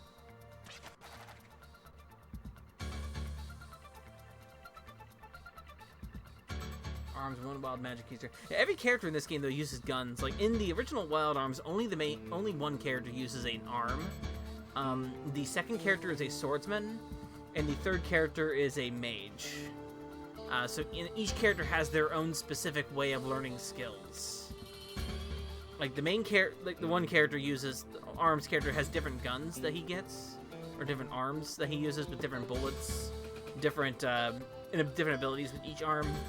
The swordsman uses or gets skills from statues. That he basically like comes up with other abilities in battle, or like in and out of battle. And then the mage, you get crest graphs, and you augment her crest graphs to learn different skills, and you can even rename all of her skills to whatever you want. So you can have a skill named Buttstorm if you want your Windstorm to be. Toxic matter has entered my system. The effects do not appear to be too serious yet, but the more I move, the more it will eat away at my body.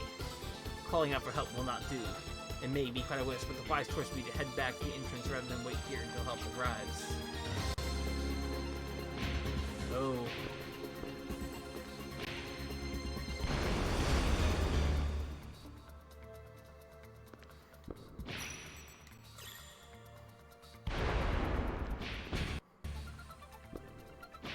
Toxic matter. I use Twitter. Not wrong.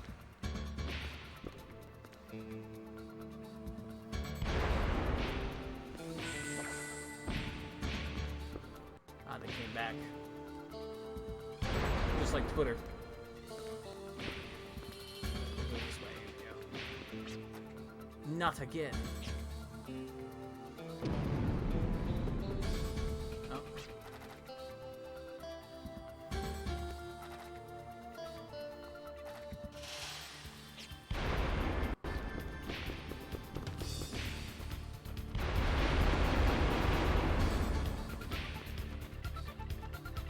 A lot of bombs at once.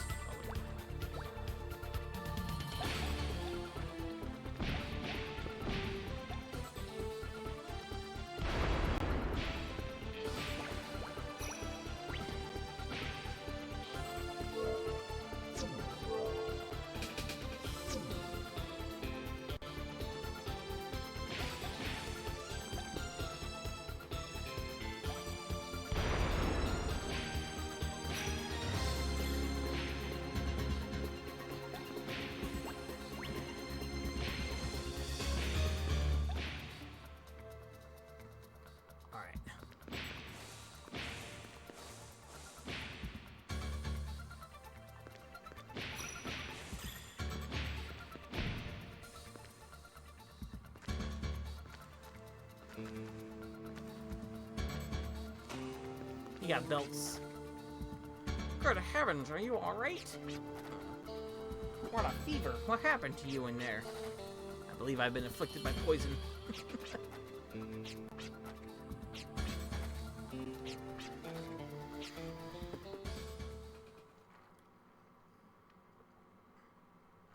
Uh-oh.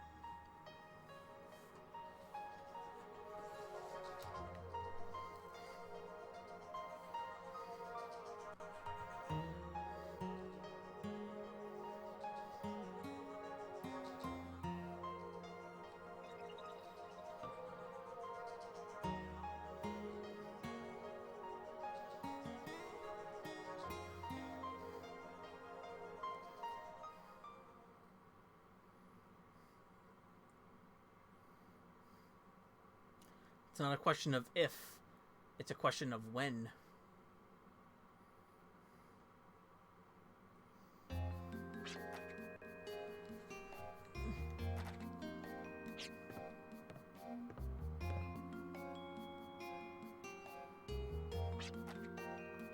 Warm you up.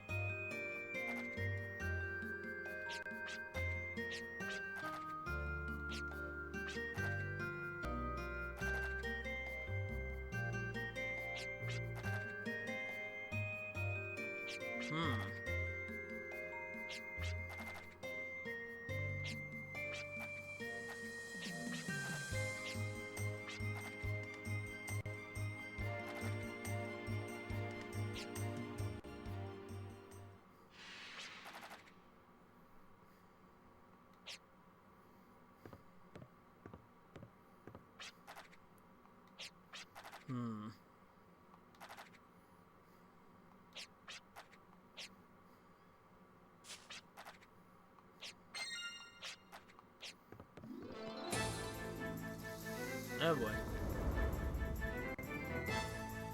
The regrets of the past have become chains burning you more each step you take in the sands of time. Through knowledge of oneself. Okay, it's going too fast for me to read. Have you now. Alright, here we go.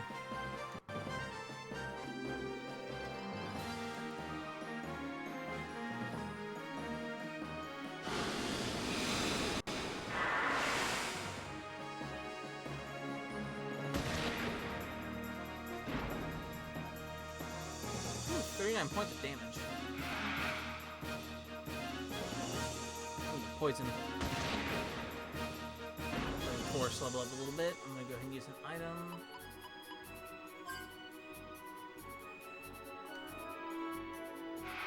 I think game is telling me, hey, use this item to cure poison.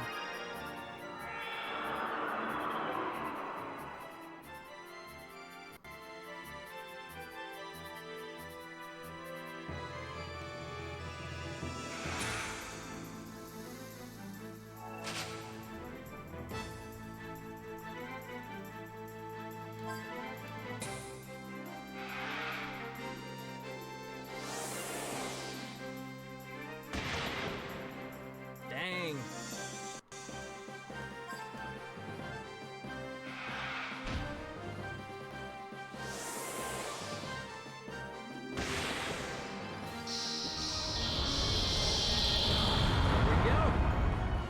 There's sort of some of the mechanics. Basically, it's building up FP to use skills and magic. Some skills, like the skills that you kind of see here, will use FP, while stuff like magic does not use FP. That's similar to Wild Arms 2. That since the FP does not drain, it's basically building up that FP to use those skills in battle. June aspired to be a bounty hunter and drifter, but he always earned more than just a reward. He gave his clients peace, and in return, they gave him confidence. At times, he might stop and rest his wings, but no drifter ever stopped drifting. June's next mission was to watch over an artifact on board the Transcontinental Railroad. But he wasn't alone. Opportunists were a dime a dozen. No one knew how many were on the train, or where it was headed. After all, some journeys only start at the last stop. I like it.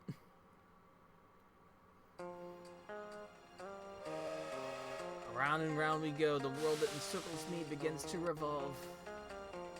To drift from a abandoned art project to an abandoned art project. The gears grind and spinning, and finally the train departs. A journey without purpose. The train just streams away to the world beyond today. Accident that ensued the train I happen to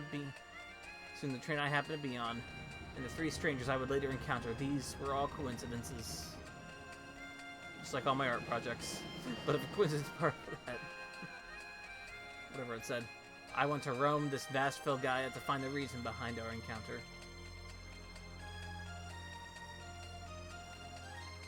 I'm sure that one day this tale will become a fond memory.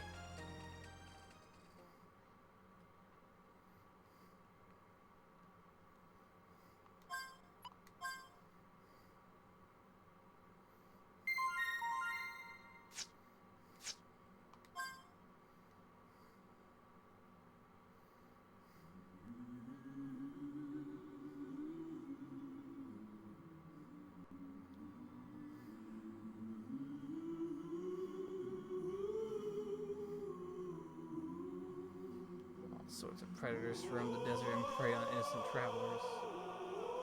I'll just let this play.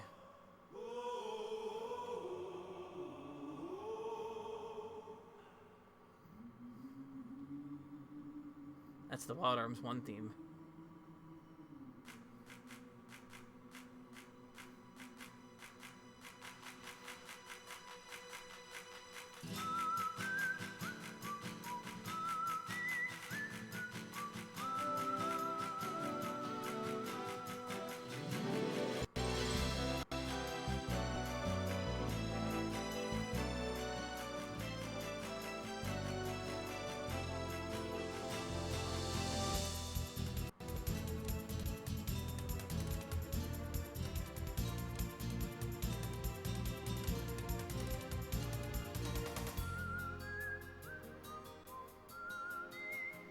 I'll let this all soak in.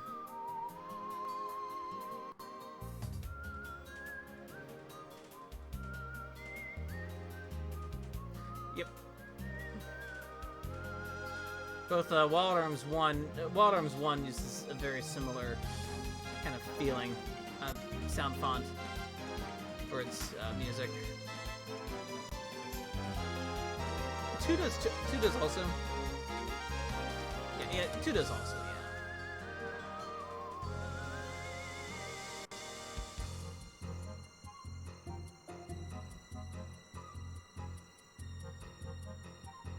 And he's under the train. That's what he does.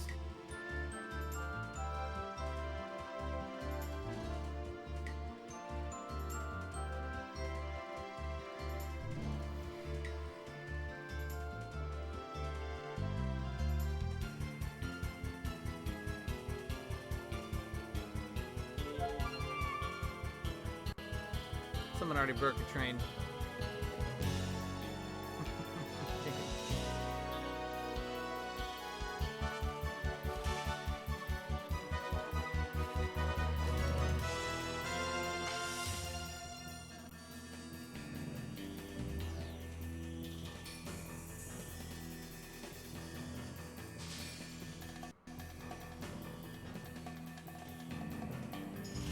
Big hands in your respective. No. I got big hands. I do really like the character models in this game so far. The texture that they have, the texture filter they have kind of around them is real nice.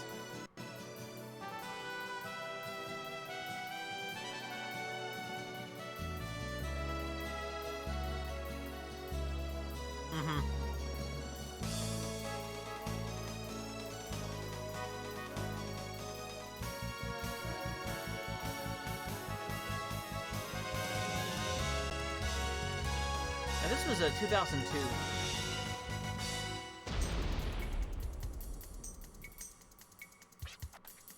What now? Hey, we're back with Tony. Oh, someone's on the roof.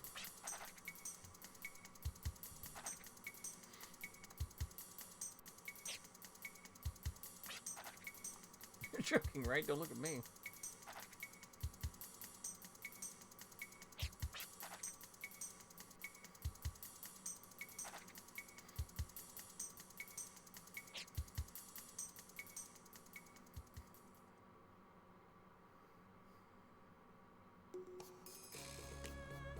It's your okay, who did the other soundtracks as well.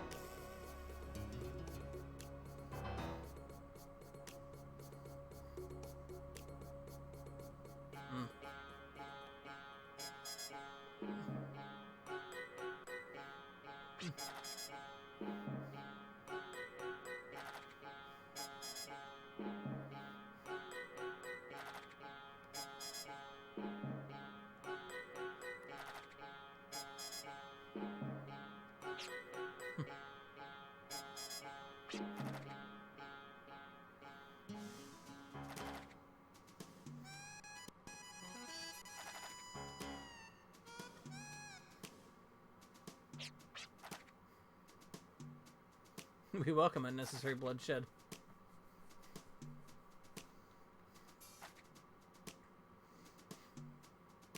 I like this guy's. I like these guys. I like their faces. They're good. Oh, shoot.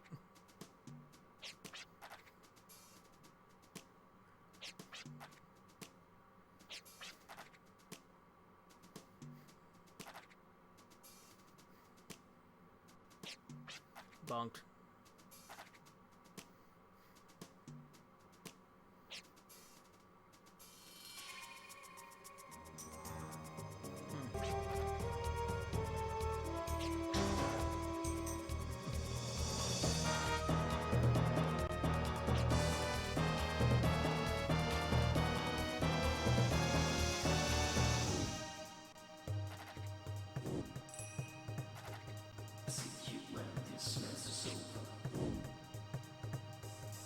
This is the soundtrack that did things.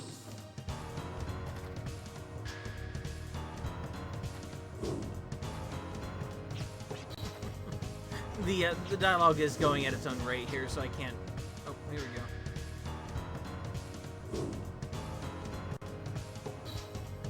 I just went right into a battle.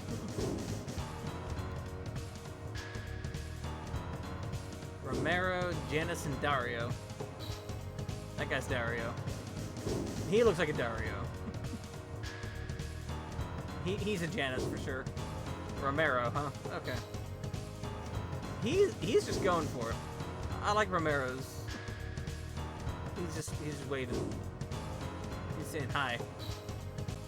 Alright. I'm gonna do...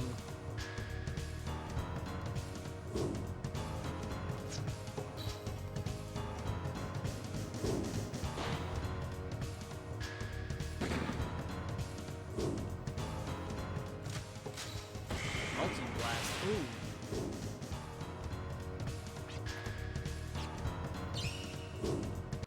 Oh yeah, she has Mystic. Okay, that's good.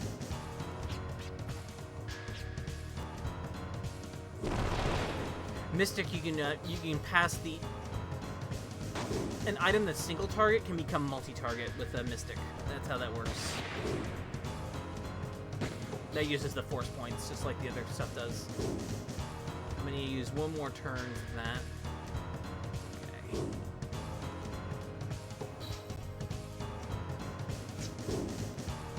I'm gonna let everybody use that, but we're gonna go ahead and... Yeah. I'm thinking that this is the only party in this game, so... Like, this is gonna be our party for the whole game, which is fine by me.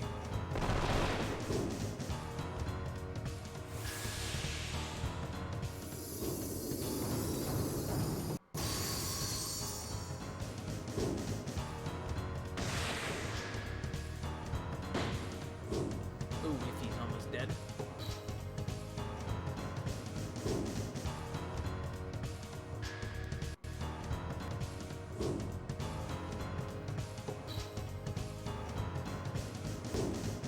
understand that. And I do apologize ahead of time. That's all I'll say. I'm gonna have to do it like this, huh?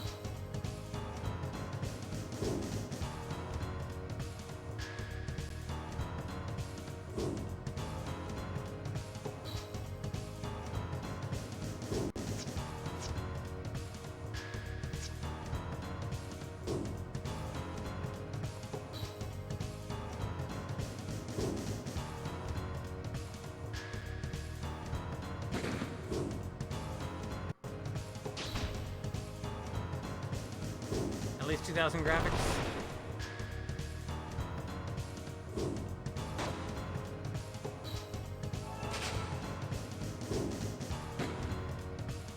Ooh, missed. That's good. That was lucky. Alright, Onyx can do it.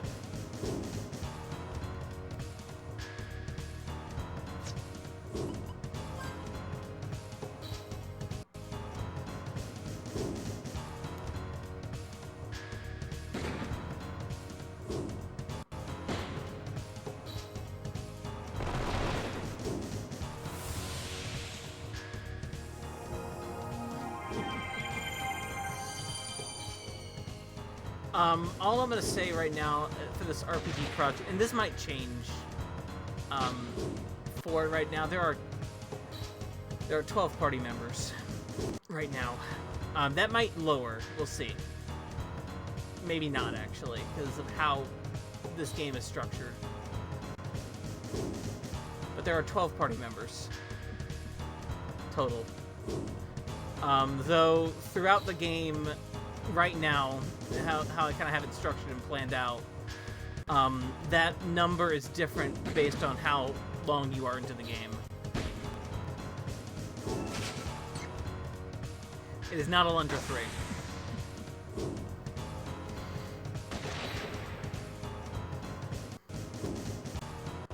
If Silas was my middle school RPG project, this is the high school one. Is all I will say. The high school attempt one. I'm still working out a couple things for it, but I'm kind of a little further along in plan in kind of laying it all out than I thought I was. I was like, oh shoot, I have to actually make more content. It's not actually that horny. It's really not horny, like, at all.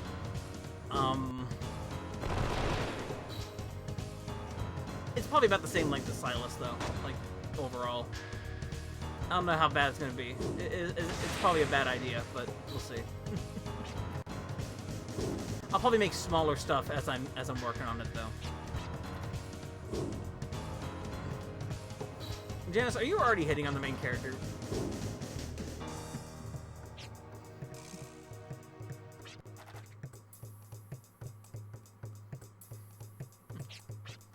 Nah, the horny RPG is something else. Trust me.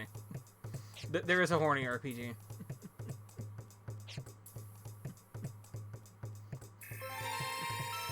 There we go. Getting yellow.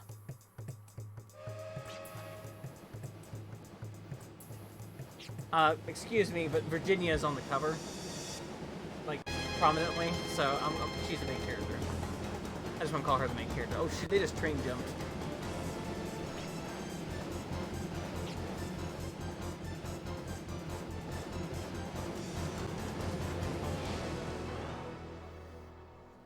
Gallows is on the cover. His face is etched into the background, along with Clive and Jet. His backstory is probably very similar to the other people that are in the game. Throughout the game. Oh, he's taking the thing.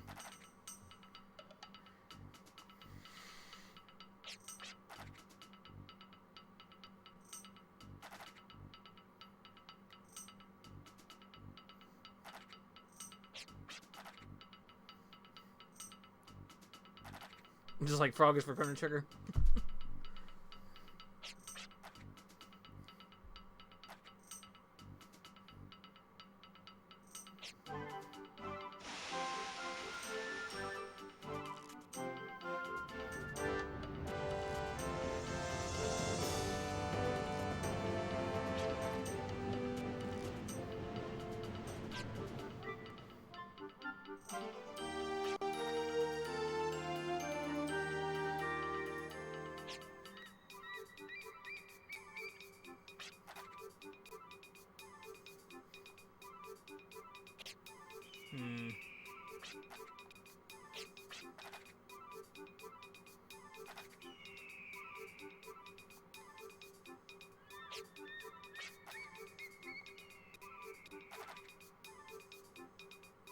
Northwest of here, a small village. Oh shit, so we're going back to Baskar.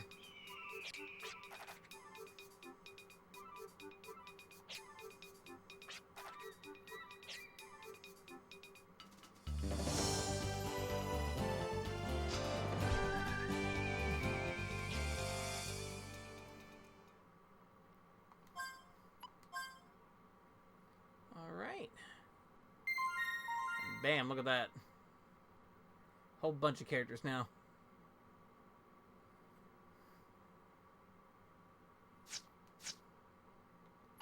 So, I think actually this might... It's actually about 11:25 right now. So this actually might be the perfect place to stop for today. That was just the whole prologue. Looks like it. There might be a little bit more on that too, but that's the introduction for all 4 characters. So I think we will actually go ahead and stop here for tonight. I'll probably play a little bit more. Maybe tomorrow. I'm not quite sure yet on that one. But if not, it'll be Monday for sure. That I'll play some more. This week is Thanksgiving week for Thursday. I will probably stream still, actually, just because I'm going to go ahead and do that. Because I will try to get away from maybe I actually don't have as much family coming for Thanksgiving. We're going to try to actually keep it as small as possible. But we do have a few people coming over for Thanksgiving this year. And we actually use my house for Thanksgiving because it's the best for a specific reason. But we will go ahead and for sure continue at Monday. I might play a little bit tomorrow. So we'll see what I do here. But I might do a couple more stream days just so I can play some more Wild Arms 3. Yeah, it's not that big of a deal for that one. That's gonna be Thursday. I typically stream on Thursday, so that might change. Though I might get an excuse to sneak away and we'll stream something. I think.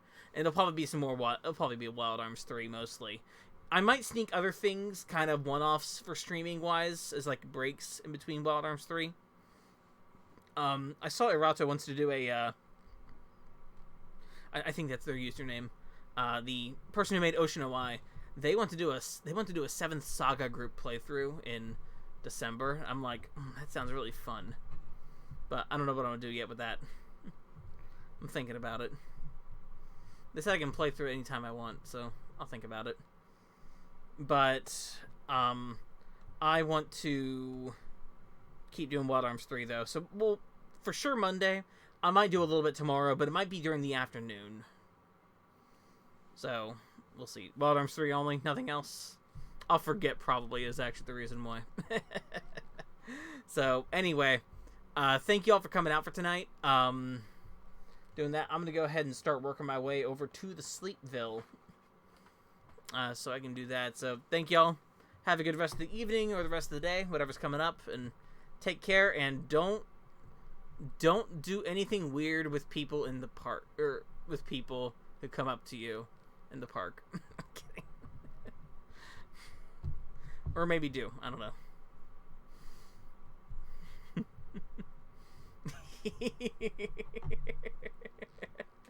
Look. I'm teasing June. I'm sorry. I apologize, June. Look, just to let you know, I'm thoroughly impressed by your by your Arbor Adoration ceremony. Just want to let you know. Anyway. All right. Y'all have a good night. Take care.